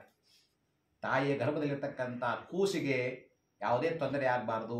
ಇವರೇನೋ ಆಸೆ ಪಟ್ಟು ಭಯಂಕರ ಖಾರ ತಿಂದೆ, ಹುಳಿ ತಿಂದೆ ಅಂತ ಹೇಳಿದ್ರೆ ಆ ಕೂಸಿ ಕೋಮಲವಾಗಿರ್ತಕ್ಕಂಥ ಕೋಮಲ ದೇಹಕ್ಕೆ ಸ್ವಲ್ಪ ಆದರೂ ರಕ್ತ ಏನಾದರೂ ಖಾರ ತಾಕ್ತು ಅಂದರೆ ಒಳಗೆ ಚಿರಾಡಿ ಬಿಡ್ತದಂತೆ. ಚಿರಾಡಿ ಬಿಟ್ಟು ಒಳ್ಳೆಗೆ ಮೂರ್ಛೆನೂ ಹೋಗ್ತದಂತೆ ಅಲ್ಲೇ ಒಳಗೆ ತಾಯಿ ಗರ್ಭದಲ್ಲಿ.